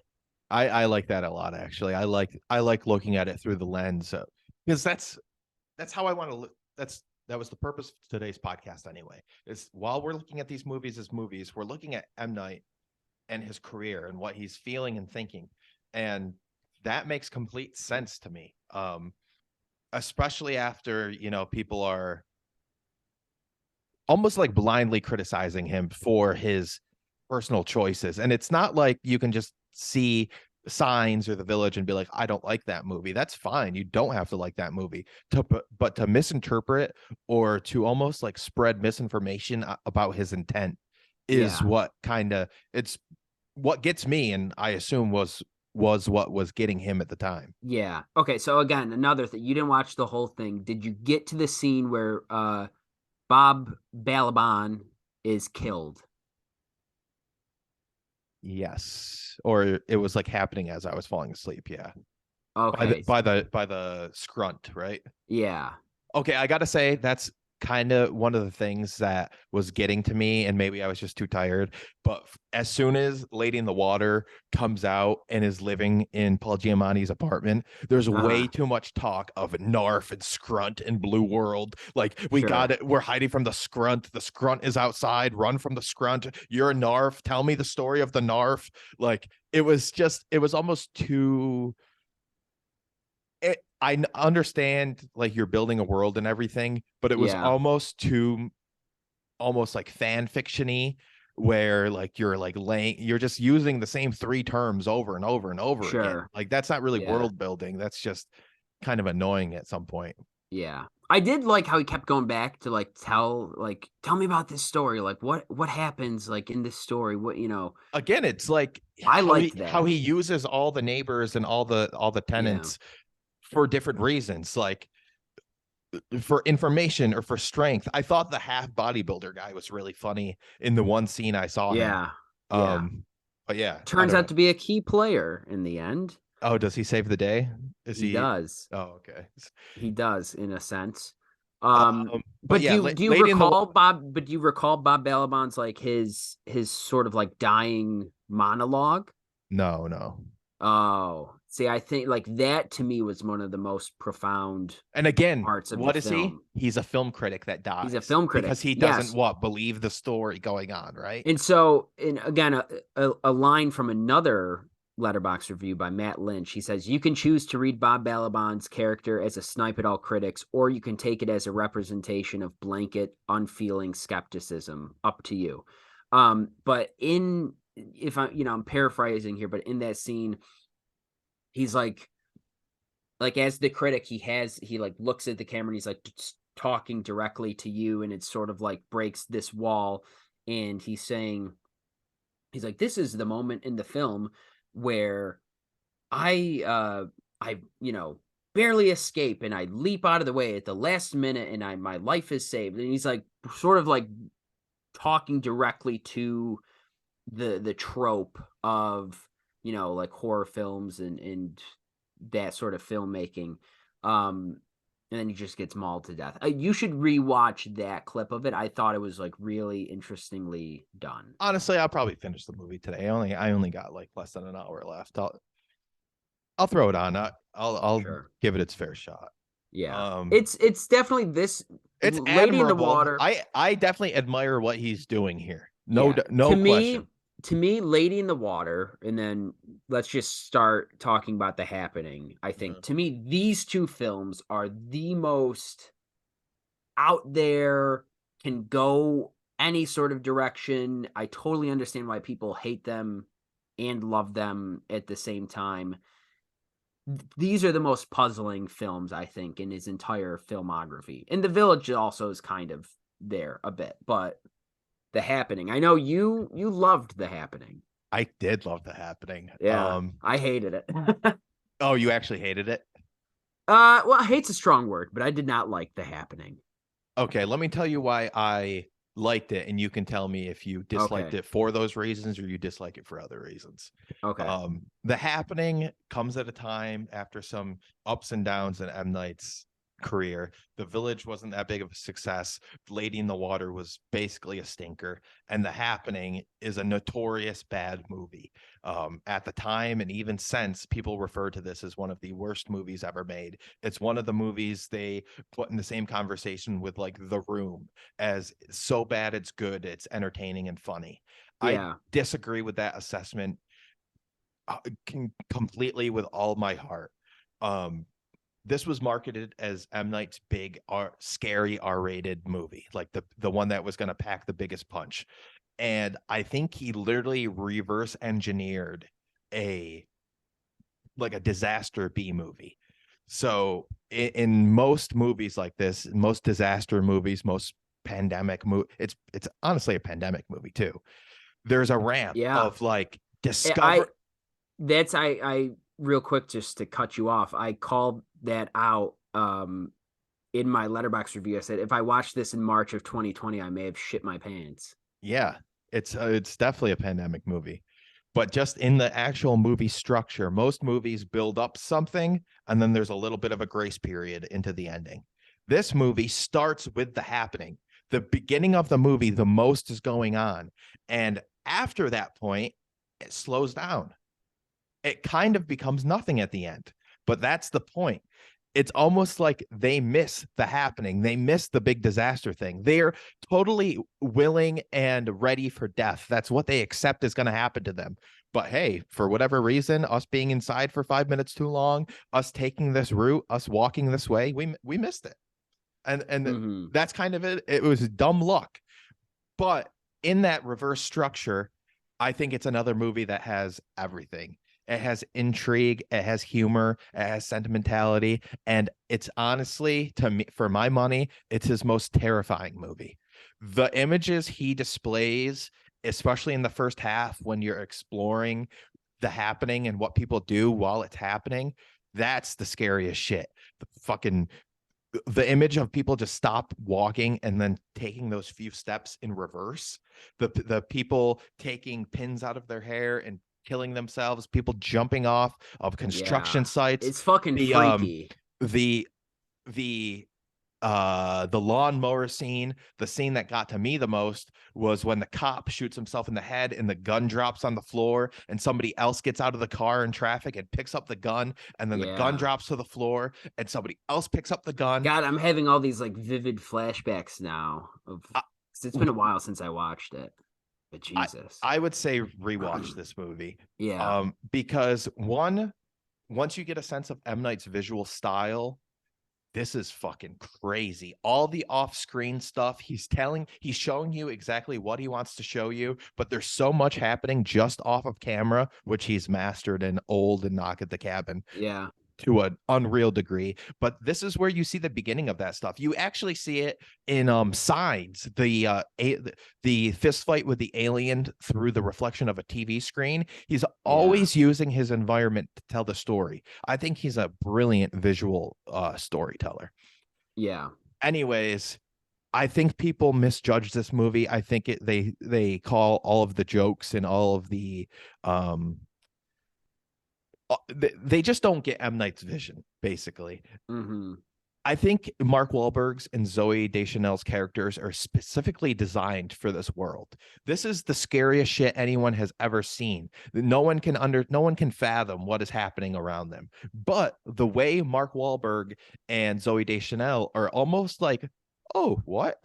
Oh, they're a little flippant. They're a little like their heads are in the clouds. They're not ignorant to what's going on, but they're almost in such disbelief. They're not acting properly anymore.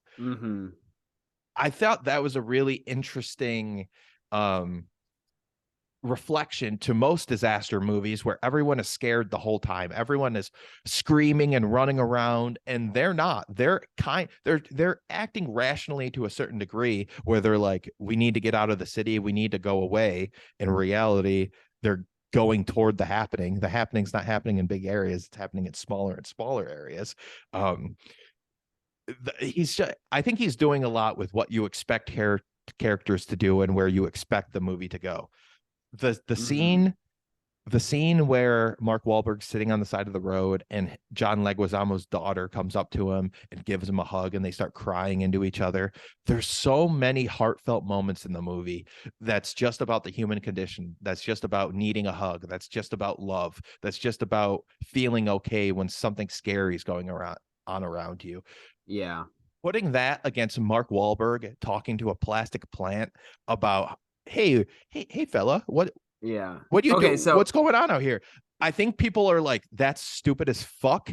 But in reality, it's Mark Wahlberg confronting a fear. He thought it was the thing that was going to kill him. But in reality, it's a plastic plant. The guy talking about hot dogs, how he loves hot dogs so much. There's so many odd character, like dialogue exchanges and conversations that a normal movie viewer, I totally understand how it seems absurd and stupid.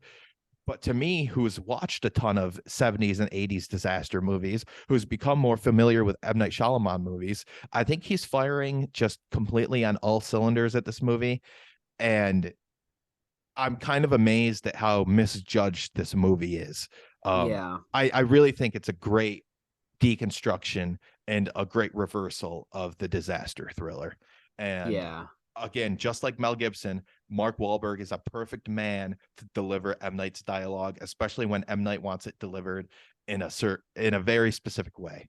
Yeah. So maybe, okay. So I think I have a lot of thoughts here. I'm going to try and give me them, get through them all and remember them. But first of all, I will say, I agree. I think I need to rewatch this and go in with like a fresh lens, because really my biggest complaint about the film is that I liked the concept a lot. It's brilliant. But I hated the dialogue. Okay. And which now, talking through these other films, I've mentioned, I think his dialogue is misunderstood and it's better than people give him credit for. So I feel like maybe when I watched this, I was misunderstanding it as well. And also, he's not writing a David Mamet movie. He's not writing a courtroom procedural. He's not writing a husband and wife. It's breaking down their infidelities and what they've secretly been up to. He's not doing that shit. He's doing something else. I also just hate Mark Wahlberg, though. Like, I have a personal bias against Mark Wahlberg. Me and Ben feel similarly, and it's crazy to me how Mark Wahlberg actively trashes what I would say are his two best movies, Boogie Nights and The Happening. I understand The Happening's not on the same level as Boogie Nights, but those are the movies that I think are the most interesting artistically and morally. And it's just something Mark Wahlberg doesn't understand at all. He's like, "Oh, that's a horrible movie I did. That's a stupid one. You can't blame me for trying to be a college professor instead of a guy that shoots a gun." But Zooey Deschanel said, I didn't completely understand what M. Night was going for, but I understood he had a vision, and I was willing to create that vision with him. She was on board. I mean, I think Wahlberg was on board too during the filming, but it's like after the fact where people start making fun of the movie, he changes his tone. But like, you just got to understand that like some people are painting a picture that's not what you're going to want to hang up in your house. Mm-hmm. Yeah, I just don't like him at all. I think he's a bad guy. He's a bad guy. Yeah. I will say too, like I think Boogie Nights is his best performance, but also by far. Yeah, which isn't saying much in my opinion, but also not to get into it. I'm not a huge fan of Boogie Nights, but that's for another day when we do a PTA episode. No, we definitely will, because that's fucking blasphemy. Yeah, I have my issues with it. I think it's good, but I have. We're talking M. Night. No matter. But speaking of when when it made me laugh when you said the scene where he's talking to the plant, because again, I'm going to these Letterboxd reviews are gold. I'm going to keep calling them out. Somebody named, it's a great reference, I guess. Like if we're going to cite sources, they might as well be Letterboxd reviews. Yeah. I mean, well, somebody named Tara one-liner, just 1-star review, by the way. She did not like the film. But she just said, it has over 2,000 likes, actually, this review, which is a lot on Letterboxd. Mark Wahlberg gets outacted by a plant. I thought it was fucking hysterical. But another review that I really liked, and this is a 4.5-star review from Silent Dawn, who is one of the more notorious Letterboxd users. I will say he's pretty popular. Okay. Yeah, he is. He's pretty popular. I think you would recognize him, honestly. He's pretty popular. But this goes back to something you were saying earlier, right? He says, quote, "These characters don't know what's happening to them, but it is happening. Very indicative of a post 9/11 world. Shyamalan is fascinated by this. How do people react when the unfathomable is occurring?"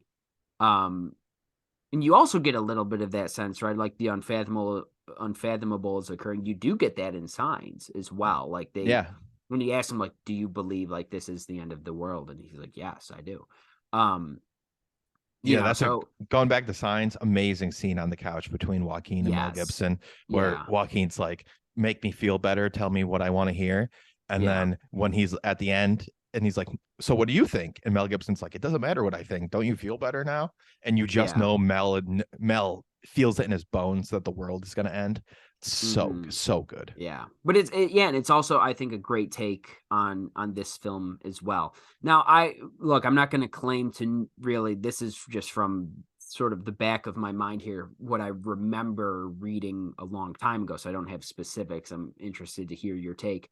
But I feel like I've also heard this film being misunderstood as sort of a parody, right? Where of the genre, and also like this type of disaster movie where it is intentionally funny and the dialogue is maybe intentionally a little out there. Now I know, you're sort of like leaning the way of this being like really terrifying and all of that, but I feel like I have seen that take out there as well, as like people misunderstood this and maybe took it too seriously at the same time.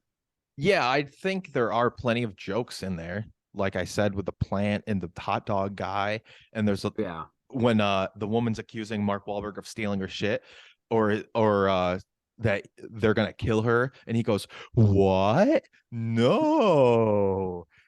Those moments are supposed to be funny, but it's not in a way that's like a big centerpiece joke. It's just like a funny moment in a really absurd movie. Now, my standards for like how I feel scared or like what I think are actually scary are kind of weird. I wasn't necessarily scared at this movie, but I can recognize like really effective, horrifying imagery.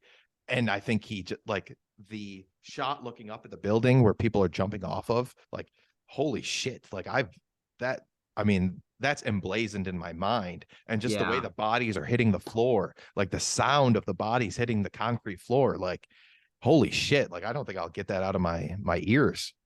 Yeah.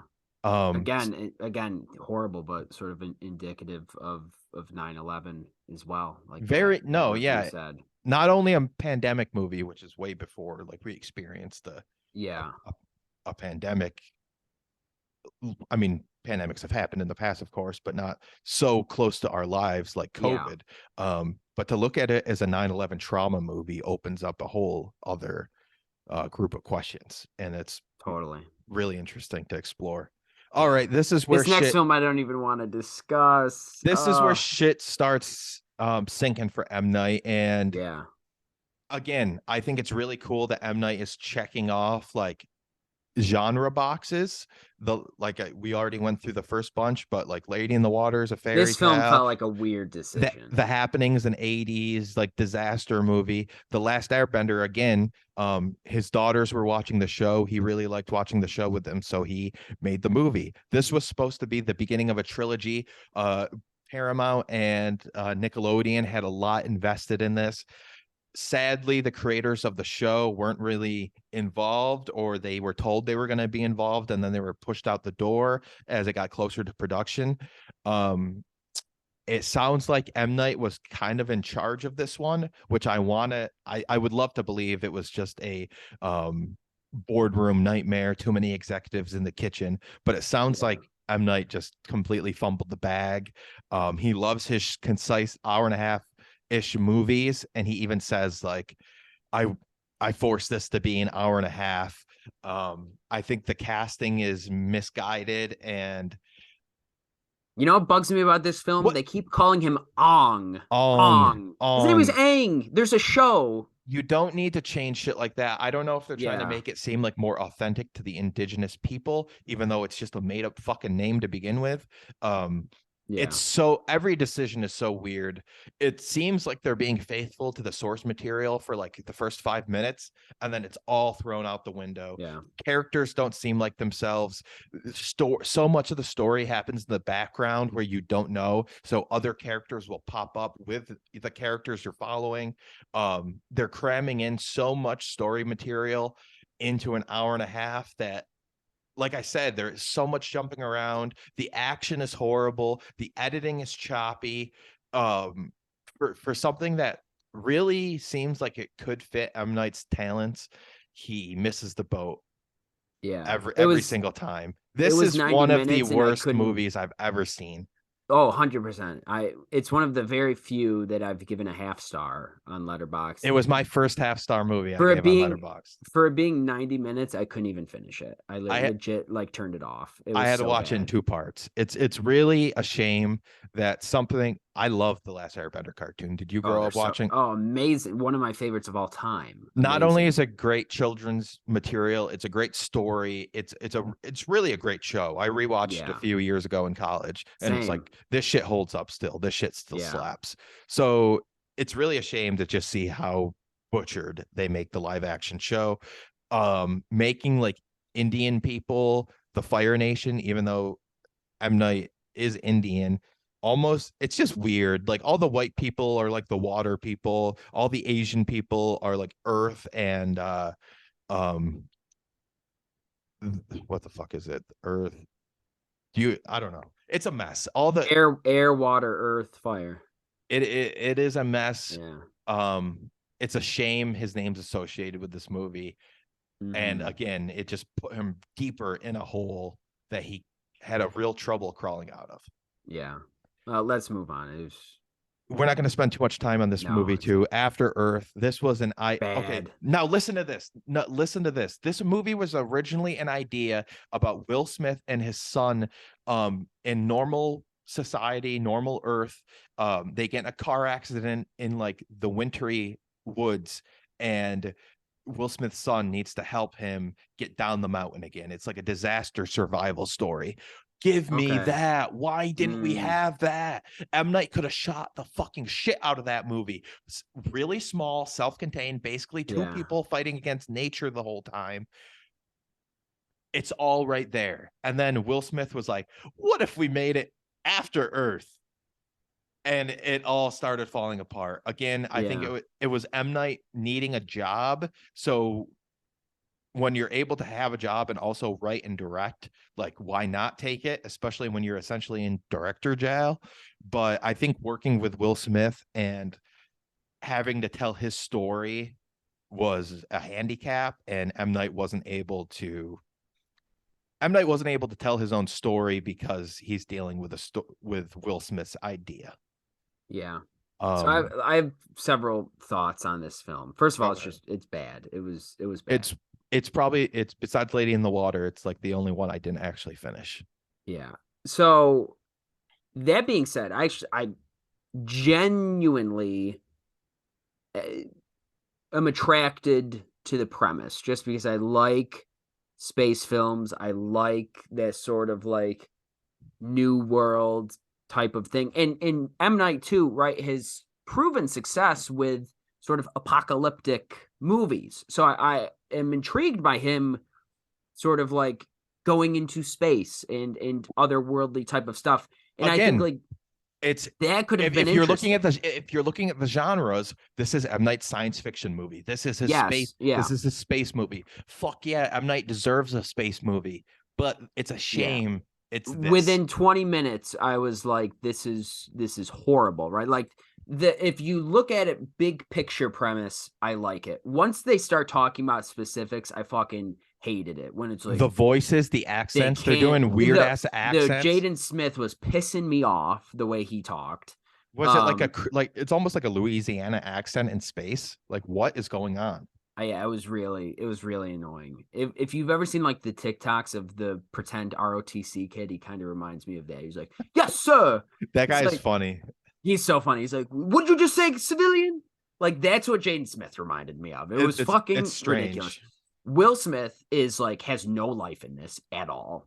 Like he's fucking dead as a doorknob. Which I would have loved to see him in like scrap wood getting carried down a mountain. Like I don't know. It's just so. I don't know. They had something that was fine. They had good bones, right? Yeah. And then they just started adding on way too much clay, way too much color, way too many ideas. Oh, you can smell fear. Like it's so goofy. This man is the man. He's this guy is the man because when he's just like when he's walking through malls, slicing necks and shit. I was like, give me a fucking break. One of the worst. M. Night usually nails his openings. Yeah, the opening's bad. It ruins the rest a mess. Of the it's film. all stock footage. The opening is horrible bad. Narration. Yeah, the opening is bad, and then the rest of the film is just like point A to point B, like we're on this little adventure. And I also don't like it's nitpicky, but I also don't understand like it's like 1,000 years right after they leave Earth. Yeah. Like evolution does not happen that quickly.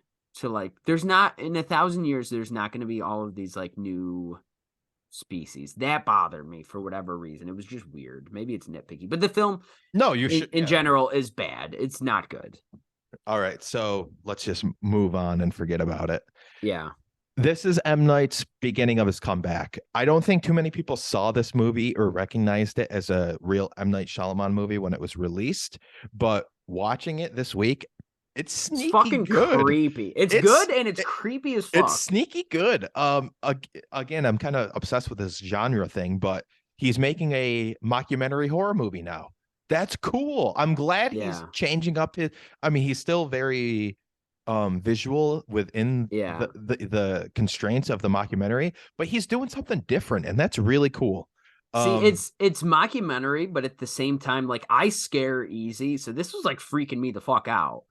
Like I think the movie works well because they cast two pretty good kids as the focus. The girl is fine or whatever, but the kid is really funny and he has a lot of energy and he is believable as a 13, 14-year-old boy. Like all the rapping, all the freestyling, like I think M. Night's a big rap guy because there's through lines in other movies where there's the Kanye West in the Split.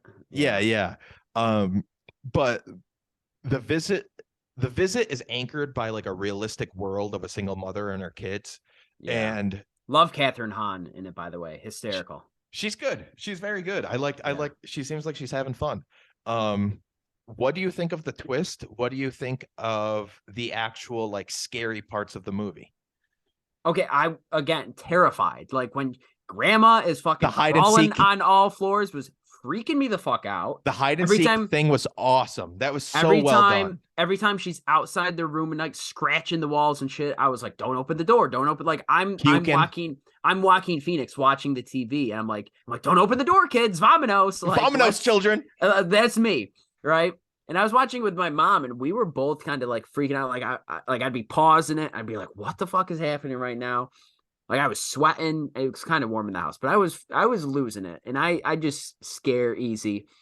And the twist hit me. Like I was like, oh shit. Like when she revealed like that moment when Catherine Hahn is like taking it back on the computer and she's like, those aren't your grandparents. I got goosebumps. I was freaking out. And then I was like, oh shit, the grandparents are dead in the basement. So like that hit me. I know you found it funny, right? But it hit me, and I did not understand. I was reading reviews afterwards, like I always do, and so many people are like, "Oh, this twist was so predictable. I guessed it within the first 5 minutes." I was like, "Fuck you!" Like, you think you're so smart and you're tooting your own horn, and also like, can't you just watch a movie? Like, I don't know. I'm not the type of person where I go in every M Night movie and I'm like No, thinking, "Oh, I have to figure out what the twist is. What's it going to yeah, be? no, What's it that's going to not be?" fun. Like, That's not fun. just let it come to you. I don't think it was funny in like I'm a laughing at it way, but Yeah. I really appreciated the simpleness of the delivery of that line, whereas most movies would have put scary music over it or like, "Hey, get ready, this is the truth." It was very It sinks simple, in. It hits no you. music, just Catherine Hahn scared out of her fucking pants saying, "Those aren't your grandparents. Who are they?" Yeah. Wow. Like it makes It sense with sinks her in. like at first I thought it was stupid, like the kids keep zooming their mom on this week trip, but it kind of makes sense, I guess, if they've never met before. The daughter hasn't talked to her parents in like 20 years or something. It started to work the more it was happening, and it was paid off well in that final moment. Um, I think I say it was funny in just a way like I appreciated the commitment to the very simple premise. Crazy people Yeah. escape from the mental asylum Yeah. and take over these grandparents' house. Boom. And that's what it was. The shot of the granddaughter seeing her grandpa with a gun in his mouth in the garage. Yeah. Holy, because that's something like just the way he acted afterwards, where he's like, "I'm cleaning my gun, I'm cleaning it." Um, it's like it was the perfect response to getting caught when you don't want somebody to see what you're doing, the way they play it cool without playing it cool. All those little moments, all the awkward moments. There's just so many little things that are like freaking him out, and they're piecing it together. When she's like rocking in the living room, laughing her ass off, like that was creepy. Oh my god, dude! When she asks her to get in the oven, and she shuts the door on her, I was like, holy shit! Because that's the second time she asked her to get in the oven, and the first time Yeah, you're waiting for that to happen, you're waiting and for it the door didn't, to and it did. close, Yeah. and then when she does it in front of the other kid, Mm-hmm. That I movie's awesome. That movie's really good. The Visit is good for how saturated traditional horror is Yeah. today, and it's a premise that's been done 1,000 times. It's Hansel and Gretel going to visit, somebody's Yeah. house in the woods or your grandma's house or whatever. There's so many like there's so many templative things from other movies and stuff, but M. Night just commits so hard to his version of it that it works. Yeah. I And also like, love the credit scene. The credit scene's fucking hysterical. The oh, with credit the kids scene like rapping leaves you in again. a good it leaves you in a good spot. Yeah. It's just it's like what I want from more of the WB stuff, right? Is Yeah. just like I don't want I don't want somebody trying too hard or trying to make a statement or trying to impress me. I Yeah. want somebody that has what they believe is a good story in their heart and to commit to telling that good story. I think that's when he's most successful. I think when he's trying to make a statement or trying to reverse what people think or trying to go against the grain is when he fails. Not all the time, but I think that's when I'm least interested in what he's trying to say. And The Visit is just it's a good time. Yeah, 100%. And going through the movies like this, the man's always working. Like the most time between movies is like 3 years, which is nothing. I mean, we wait for certain directors 7 to 10 years between projects.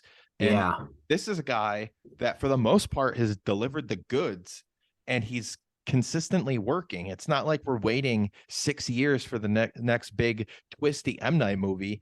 He's somebody more on like Soderbergh's level that just likes to work and likes to make stuff. So that's what he does. Yeah. It's not always successful to everyone, I but know. I feel like right after Old premiered, he like already started teasing his next project. Like I remember seeing him post a tweet of like the screenplay or something like that. He's hustling, he's moving. especially, I mean, I don't know if it was for The Visit or Split or Glass or Old. I think it was for Old. But he mortgaged his house to get the money to that movie. Like, and I think he was ready to just keep using his returns for the next movie, just cycling him into the next project, getting his money back, making a new movie, because that's what the man wants to do. He doesn't give a shit about anything other than making movies. So to see him commit to being like, this is how I got to make movies now. Mad respect. So much respect, and respect to Warner Brothers too for giving the man a real like second chance. Like, I mean, it's not like he was like, you know, banned from the industry or whatever, but he wasn't given chances the way he used to. Yeah, I mean, real quick. I mean, they'd be stupid not to. For instance, Old, $18 million budget, $90 million box office. Those are pretty solid numbers. Pretty good return, because he's a low budget, relatively speaking, to what we see nowadays. He's a low budget filmmaker. No, he's doing a lot for like what, less than 20 million a movie. Yeah. Let me look up Knock at the Cabin. Knock at the Cabin budget. Let's see.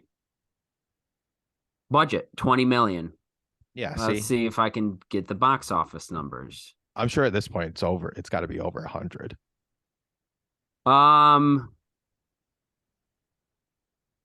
I'm seeing maybe 80s. I'm seeing 41 right now. But it also this is its third weekend. So you got to, let's see after this weekend. After the weekend, is that just domestic or is that worldwide? Sounds like just domestic. I think domestic. I don't even know if it's out. I don't know, but still, he made his money back. I'm very curious what you think of Split. This is not one I revisited because I didn't watch Unbreakable again, but I think this week, honestly, I'm going to do the Unbreakable trilogy, post podcast, Unbreakable, Split, and Glass. Yeah. What do you think of Split in general? And what do you think about him trying to make it a sequel kind of after the fact? Yeah. So Split is actually one of a few films that I have cheated on Letterboxd and logged, even though I had never seen the whole thing. There's a few films like that where I'm like, well, you know, I saw enough of it to log it. And that's kind of my experience with Split. Like, I remember watching parts of it with my dad. Like, I don't think I saw it from the very beginning, but I saw enough of it to have a grasp. And I didn't particularly like it when I saw it. And then when I rewatched it, I sort of had the same feeling. Like, I think it's a good, like, it's a good story beginning to end. It's just like, it's well made. He puts it together nicely. The guy with, you know, his disorder, I think, is relatively intriguing. And there's a bit of, you know, fright with like the girls being locked up. You know, we've seen that before. I don't know. I guess, like, at the end of the day, it was just something I didn't really care about. I wasn't compelled by. Like, it was fine, but I didn't really find myself enjoying it, and I wasn't really that into it. And also, I also went into it knowing that now it's like part of this Unbreakable trilogy, right? Like, this is the sequel to Unbreakable. And I just didn't really feel that. I didn't feel that up until the very end, where they're like, oh, yeah, here's Bruce Willis, and he's going to remind you of the guy's name. I was just like, I don't know. I wasn't really into it. It's definitely, for me, I'd say bottom half M. Night. It's not the worst, but it's bottom half. It's just one I really am not into. I agree. It's like middle M. Night for me. Sure. There's plenty of I think they're called good movies out there. This is a good movie that didn't stick with me, didn't make me think too much. I have no strong connection or feeling towards this movie, but I also don't have any strong negative feelings toward the movie too. I think all the acting is good. I think it looks great. But I just wish it wasn't turned into the Unbreakable sequel at the end. I wish it was a standalone story about this guy with multiple personalities and how they fight to take over the host body. That's kind of it. I almost think he, like, I don't I it's almost like he got suckered into the whole Marvel approach of doing things and wanted to do his own version of it, which is like why I love M. Night so much, but I wish he wasn't tantalized by that kind of structure and like I like franchise. his individualism, his, you know, one-off films, and each one's distinct and it's a story in its own genre. Like Unbreakable to me didn't need a sequel. No, not at all, especially, 16 years later. I think it's kind of a bad trend we're in right now where we're Yeah. pulling anything from the past and either remaking it or continuing to tell the story somehow. Um, so yeah, I just Yeah. wish it wasn't turned into that at the end. And because I have, you know, that feeling where I didn't really love it and I didn't think it needed to be made, I didn't even bother with Glass. I was like, I've heard this is worse. I'm not even going to attempt it, to be honest. I've heard it's bad. Again, it's just like there's so many good parts or so many interesting little nuggets about it that you want to like it or you want to be interested, but you're just not. I tried to watch this like a few years ago, granted before my M. Night Awakening, and I thought it was just straight up bad. I watched Sure. probably 20-30 minutes of it and I turned it off. Maybe if I watch it and it's worth watching, I'll tell you to watch the trilogy, and then we can maybe do a little like 5 to 10 minute video for YouTube Yeah. on our Unbreakable trilogy thoughts. But yeah, this is the one where I'm like the most like he's made bold choices in the past, but this almost seems like the most against the grain he's gone. Yeah. Although I will say, like, just to follow up on our box office discussion, these two films fucking killed it. No, Split was massive. Split was massive. So Split had a $9 million budget. So that's a great film for $9 million. Yeah. Split was $9 million and Glass had a $20 million budget. So still both, you know, smaller budgets. Split did 278 million and Glass did 247 million. So huge returns on both of those films. It's ridiculous that he can make that kind of money and they're just like, "Oh, you know what? M. Night, we're not interested." Like, fuck you. It's interesting. I wonder if for Glass specifically, because I know Split was like, you got to see Split. It's a good ass movie. Yeah. Most people our age weren't aware of what was going on in those final few minutes with Bruce Willis until they like, read an article or somebody else told them. But the Glass thing is really curious to me. Why or how did that movie make that money? Is it because of the Split fans? Is it because of people that want to? I think it's more of like it being a sequel to Split than it ending the Unbreakable story. Yeah. Yeah, probably. Because that's like, you know, like Bruce Willis, you know, sure, he has his little end scene there, but like you have the James McAvoy like through character in Split and Glass. So, like I think was the attraction to people. The Beast. I hated the Beast. It's a silly name. Like I remember before rewatching it, my one distinct memory of Split was like him climbing on the wall. I was like, this is fucking weird.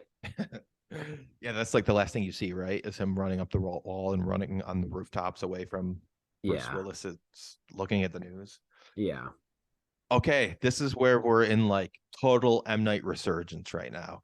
In 2021, and I think people would maybe disagree too. I think like both of these movies are very mixed in the general movie community. Like I think we are in the camp. There's two camps. There's like M. Night resurgence, and I have another buddy that I texted like right after Knock at the Cabin. He's like, M. Night is back, and I was like, oh yeah, hell yeah. And I was like, yeah. I mean, I liked Old, but this was even better. And so you know, you have people like that, and then the other camp is like these fucking tired, whiny people that are just like every time there's a new M. Night, they love to hate. They're like, what happened? He doesn't have it anymore. Like they've been saying the same shit since like the mid 2000s. It's so annoying. For 15 years now, they've been saying the same jokes, the same contrived comments about M. Night, and it's just not true. No, it wasn't true then, and it's definitely not true anymore. We should have got Z-Bot back for this because he hated Old. Yeah, any movie that Zebot hates, he should have his own couple minutes to break to down the rant movie. about. Yeah. That was a comment I got from most of my friends that listen that don't know Zebot, is that Zebot's 30-minute Buffalo 66 rant was one of a highlight of the podcast. Yeah. I remember it was great. I remember like when I watched Old the first time, like in the theater. Oh, so Like you saw it in theaters? I saw it in theaters. I'm jealous. We went as a family, actually. Me and my brother and my parents, we went to Old. It was a packed theater, by the way. Like there was a lot of people there to see it. And I remember I felt bad for liking it. I was just like, I kind of like this. Why does everyone hate it so much? Like I felt like I was doing something wrong by liking this film, because I just remember it had such mixed reviews. And I think I liked it better than everyone in my family too. We've talked about this in the last few years. Social media reactions, internet reactions They ruin everything. They take too much space up in your they occupy too much space in your mind before you see something. You had that with Licorice Pizza. Yep. But it's just a common problem with movies today. It's the worst. I do like knowing the general sense of what people are feeling about a movie before I see it, because it determines if I'm going to wait 2 or 3 weeks to try and see it in a less packed theater, or if I'm going to wait for home. Like, it definitely determines things, but I think people hold on to other people's reviews and comments way too sacredly. Yeah. I will say too, but go ahead. No, ask your question. I was just going to ask what you thought of the movie, but what were you going to say? I mean, mine was a little more out there, but one of the things I remember distinctly about this film is I think it has one of we talked earlier about M. Night. In some films he has like little cameos, in other films he has like really pronounced roles. I think this is maybe the best cameo. There's just like something so fucking like eerie about him, like being up on the top of this mountain, like watching them with a camera or a telescope or something, and then just like I think he's using disappearing a long lens on a camera. But yeah, it goes to, it's so effective. Well, just thinking about like M. Night and what he's feeling, right? It's like M. Night is the voyeur. M. Night is watching this horrible thing go down, and he's not stopping it. He's not interacting with it. He's just observing and reporting on it. And I think that's an interesting way to look at a director too. Like, you are creating some really horrible circumstances for people to explore or to navigate their way out of, and you're not supposed to help them. You're not supposed to stop it. So as a director, I thought that was kind of an interesting commentary. 100%. And there's two facets of this film that I think work really well. One is sort of like on the more horrific side of things, is seeing how this rapid aging is affecting all of these different characters, right? So you see like the woman who's like all dolled up or whatever, and then like her fucking bones, and she gets all like cracking and shit.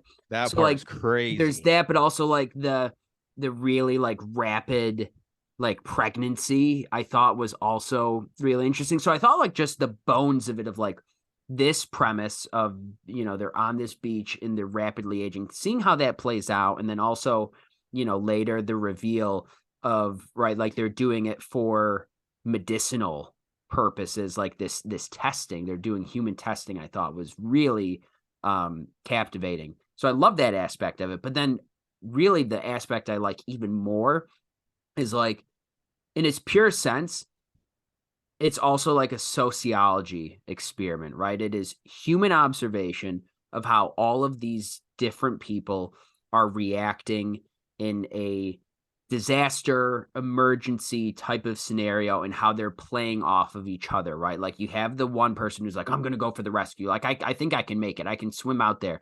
Right. And then you get a lot of finger pointing. You get people at each other's throats. It's almost like Lord of the Flies in that sense. And like those are like the two big things that I really love about that film. Again, it's like following logic. What would happen? He creates this little fucked up sandbox to explore. Yeah. What would happen if one of the characters had a tumor in their stomach? What would happen if two children had sex with each other? And then we see that moment unfold. We see the baby like grow in her stomach and then turn to sand. We see the tumor becoming the size of like a gourd, and the way the wound is like healing around their fingers as they're keeping it open. All the knife fights, the way schizophrenia would work in this environment. Again, it's just him following logic, even if it's outside of reality. This is the movie I watched to kick off all of this. Because it's the one I think a lot of people are talking about or referencing, especially after Knock at the Cabin. They're talking about the movie he made before. This is the movie where I realized how visually bold M. Night is. Like, the fucking camera movements in this movie are astonishing, whether it's the way he frames an ear while the person is growing around it or aging around it, the way he'll move the camera around people and years of their lives will be taken from them in a swoop of a camera, the way the camera floats above people and zooms in and runs after them and is very high and very low. The camera is doing so much here. Like, that's the part I was most impressed with. And then just I love the way they dispense information in conversation, and the camera would be like locked into the sky between their heads or the rocks behind them. Every camera move was so thoughtfully executed. I was like wrapped up in all that stuff. Like, what is the camera telling me rather than what are the characters telling me? And then just the ending being like, this is a scientific experiment. We're trying to make medicine. We take these people from their vacation, a resort, somewhere you're supposed to seem comfortable and at ease, and shouldn't be a character care in the world, but taking those people and being like, this was, you're stuck on a beach, and you're gonna get old really fast. Figure it out. This was ahead of the curve on like Infinity Pool, White Lotus. Now they're all going to the resorts. Also, I saw somebody on Twitter, popular film Twitter account, Mr. Chow. He just watched this again this week, and his take on it was that he sees it as a pandemic movie. Basically, years of these people's lives taken away, and they have nothing to say or do about it. Children thrust into adult bodies, especially the two main kids, taken as little children and put into adult bodies and forced to navigate the world 3 years later or all this time later. It's not like, it kind of is like an environmental what is causing this question, like the pandemic, but it's also about what it does to a person physically and mentally and emotionally. And again, just uber successful at navigating these little tiny things inside. Like, I thought Old did such a great job of creating like a fucked up nightmare for me, like mostly due to the camera movements, the way the camera was moving around and focusing on the characters jumping back and forth, the way you see the schizophrenic guy walking in the background while characters are having the most frightening conversation of their lives in front of you. I don't know. I was just super impressed with Old, and I am now shocked. I want to rewatch it. I'm really shocked and saddened to see like just people blatantly shit on it. I just don't get it. I didn't get it when it first came out. Like, that was my first thought, like leaving the theater. I was like, why? Because I knew going in that it was getting like poor reviews, and I just did not understand it. I feel like Knock at the Cabin is getting a little more criticism than Old even was. And oh, really? Yeah. Oh. And I just want to hear what you thought of it. Me and you, we haven't talked about it in depth yet, but we texted each other and we're basically like, we loved it, right? Yes. So I just want to hear what you thought and then dive in a little deeper on Knock at the Cabin. I thought it was fantastic. I really I mean, it is a tough watch. It really is. And I was sort of like, a little like that third act too. That like I've seen people criticizing the third act. For me, I thought the third act was like really where it all hits home. And there was a few just like jaw drop moments like in the theater. I was just like, Jesus Christ, what I find most compelling about it is I think it's a deeply layered film, right? And like that was the challenge sort of going in, is that, what we are shown in the trailer is that Dave Bautista shows up and says to them, like, we are here to prevent the apocalypse. Like, your family has been chosen. You have a very difficult decision to make. Like, the premise is thrust right on you in the trailer. Like, you kind of know what the setup is going into this film. So it's no surprise, or at least it wasn't to me, that somebody was going in the family was going to have to die. It was very much like a Sophie's Choice kind of thing going on. For sure. And so when the movie started, I was a little bit skeptical, maybe like that first 20, 30 minutes. I was like, okay, like, where do we go from here? Because there's no like, bullshit. It's immediately posing. it's It's immediately immediately posing the yeah. question. It's immediately showing you the threat, the fear. There's no. I mean, they do it later on in the movie, like the arrival at the cabin. That's such a thing in the beginning of Yeah. movies, right? But I love seeing it 40, 50 minutes Yeah. into the movie rather than the first Yeah. hour. And like you knew like they were gonna, like, even the suspense in the beginning, like you knew they were gonna break in, like you were waiting for like what's more, like where do we go from here?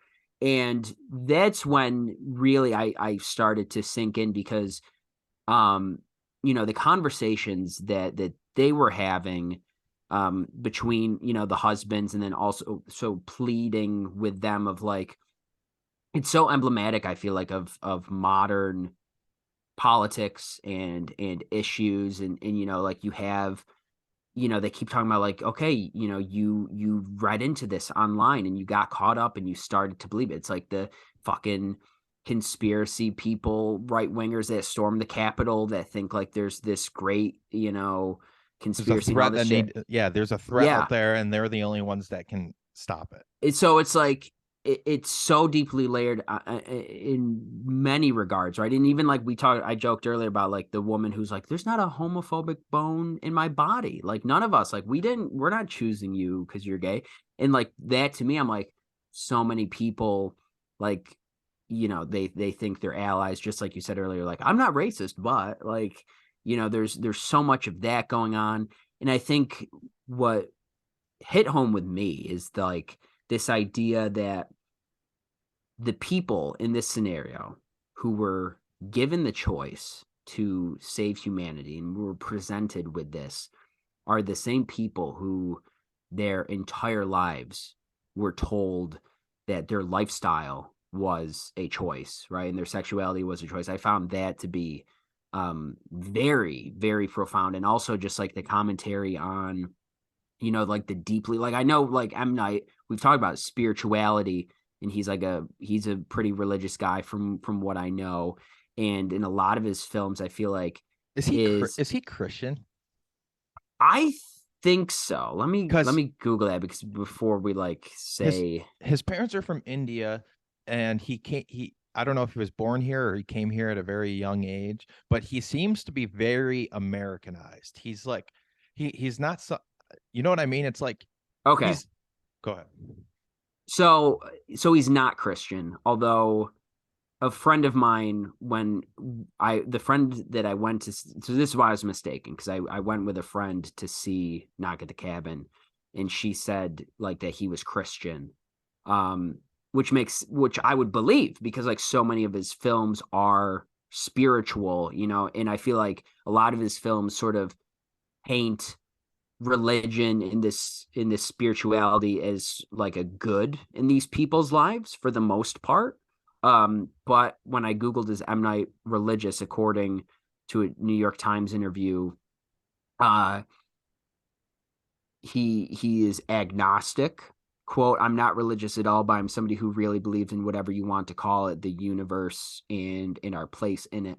But to me, like watching this film, it felt like a bit of a commentary and criticism on also like deeply religious people that get wound up in their beliefs and also use their religion as sort of justification for wrongdoing or prejudice, right? Like there's some people out there that I mean are so fucking far gone that they think like natural disasters are God's punishment for gay people and sinners and all of that. Like there's some people that really fucking believe that shit.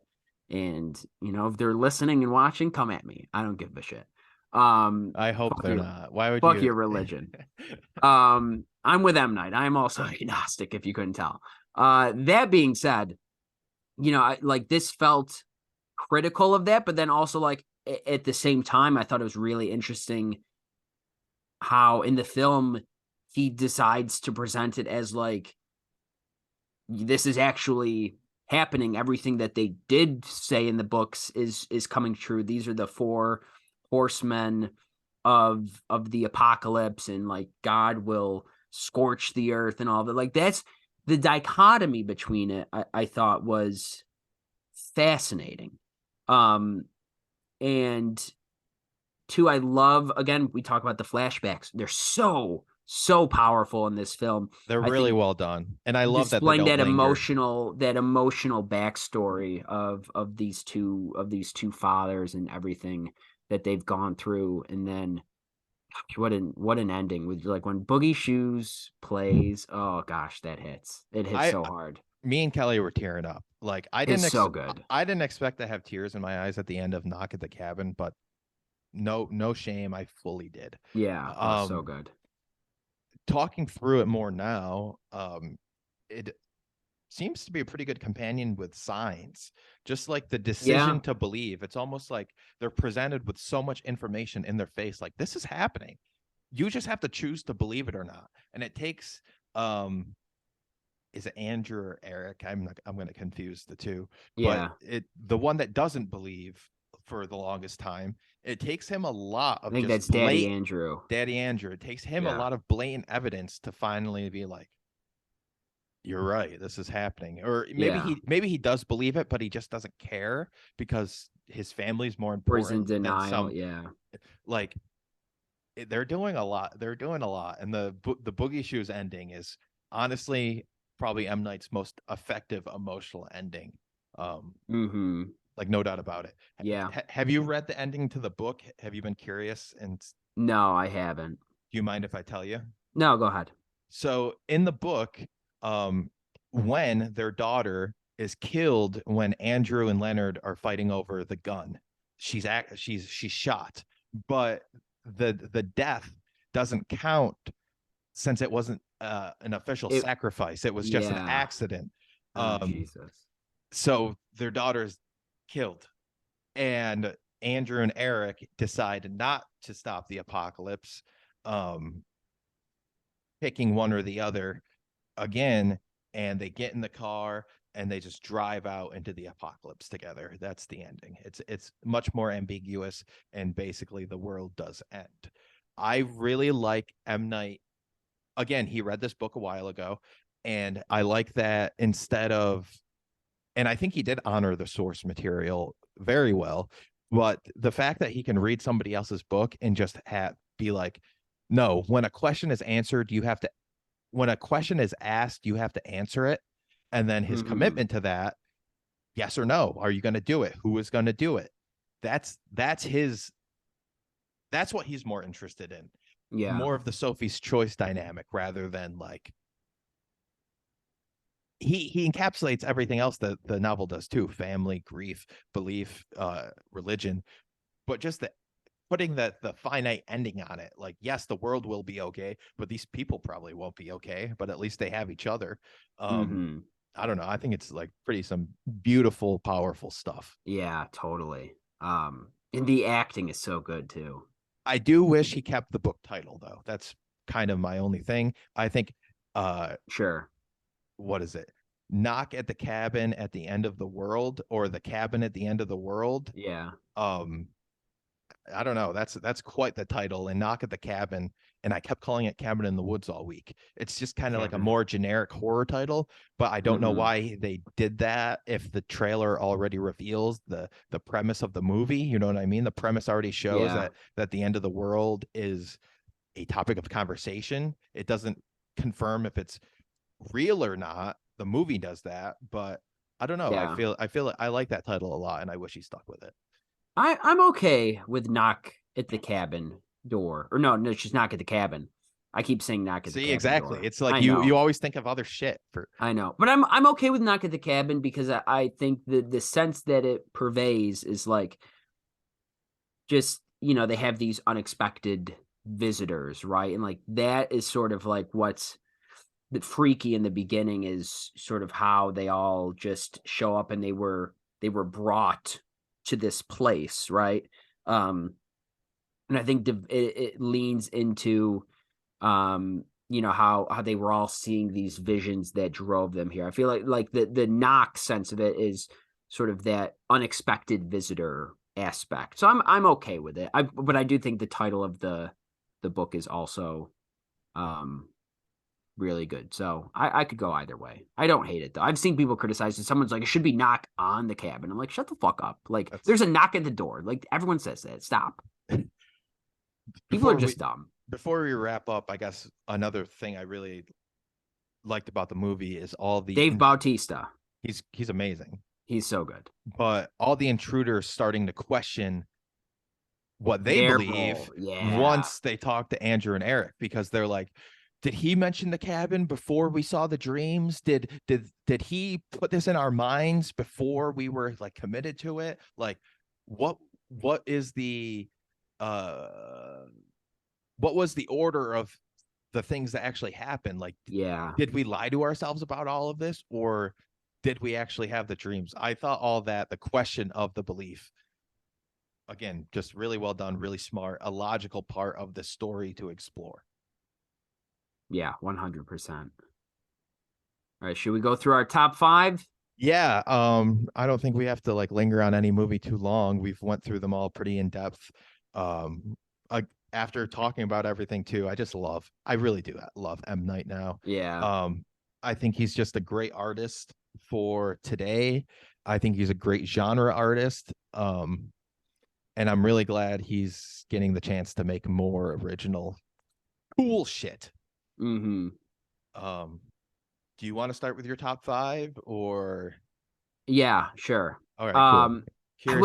Curious to hear. It's very difficult for me to rank them all. And I feel like I maybe have a bit of a recency bias here.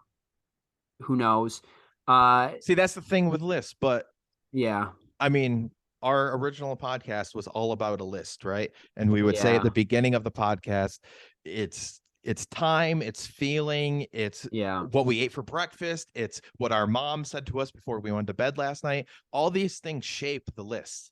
Mm-hmm. So as of February 18th at 12:08 p.m. my time, Pacific Standard. Standard. I couldn't think of it. What my time? What's your ranking? All right. I'm gonna go Old number 5. Okay, yeah, I was gonna say start with 5. Yeah, Old number 5, Unbreakable number 4, The Sixth Sense number 3, Knock at the Cabin number 2. That's the one I'm like, that might be, you know, recency bias, whatever. And Signs is number 1. Signs is number 1, will always be number 1. I'm glad we have a little bit of differences, but mostly a lot of overlap. A lot of similarity. Yeah. 5. Number 5, I'm going to say Knock at the Cabin. Number 4, I'm going to say Old. Number 3, I'm going to say Happening. But I'm going to scratch. I'm going to revise on air live right now. I did a real revision too. I originally had Sixth Sense number 2 and then Knock at the Cabin 3. But the way I went on about Knock at the Cabin, I made it number 2. I'm going to say Happening is 5. Oh, wow. I thought you're moving it up. You dropped it. Fuck. I'm gonna put it in the. See, I'm really torn with my Old Happening placement, I think. Okay. I'm just gonna stick with But it. what about Knock versus Happening? Because you were gonna put Happening 5. Yeah. All right. I'm just gonna feel it out. Happening Okay. 5, Knock at the Cabin 4, Okay. Old 3, Unbreakable 2, Signs number 1. Yeah. Okay. It's just what I'm feeling right now. Signs is awesome. Signs you- is. If you ask me in Signs- 2 hours, it'll probably be a little different, but I think it would still be these 5 movies. Yeah. Agreed. All right. The clock has struck at M. Night, and I'm glad it did. Thanks for indulging me in our big M. Night mission, Mike. I think I had a lot of fun just talking about M. I had Night, a lot of fun. Yeah. and I think this kind of podcast will be seen more of in the future. I think every time a director worth looking at has a new movie come out, we're going to dive deep and really Go through the filmography. Yeah. But I think fair to say we are M. Night truthers now. We're big Shyamalan heads on the Gravy Movies. Mike, you're going to London, right? I'm going to London. I leave tomorrow. So by the time this episode airs, I will be there. Yeah, you'll be you can listen to our own podcast on your way home if you want. Yeah. To. What's the trip for? Is it just vacation, or are you doing something specific? It's vacation, going to watch a few soccer games. So I will be at Chelsea versus Tottenham. I will also be going to Wrexham, which is the team that Ryan Reynolds and Rob McElhenney own. So that should be fun. Are you going with anybody? Yes, I'm going with Austin and Alec. Oh, awesome. The Parzics. Yeah. Nice. Yes. I hope you guys have a lot of fun. Our Thanks. 4th episode is going to be a big Oscars episode. Details to come, but it's going to be kind of a game, kind of a draft. Another different episode. Mike, have fun on your trip. Thank you. Anything else I got to say? Start doing your Oscars research. That's going to be a big. There's going to be more. It's going to take time. There's going to be more prep for that episode than probably any other one so far, just because there's so many movies to potentially watch. Well, you got 3 weeks. We got time. All right, Mike. We'll talk more soon, and everybody else, see you when I see you. Thanks for watching.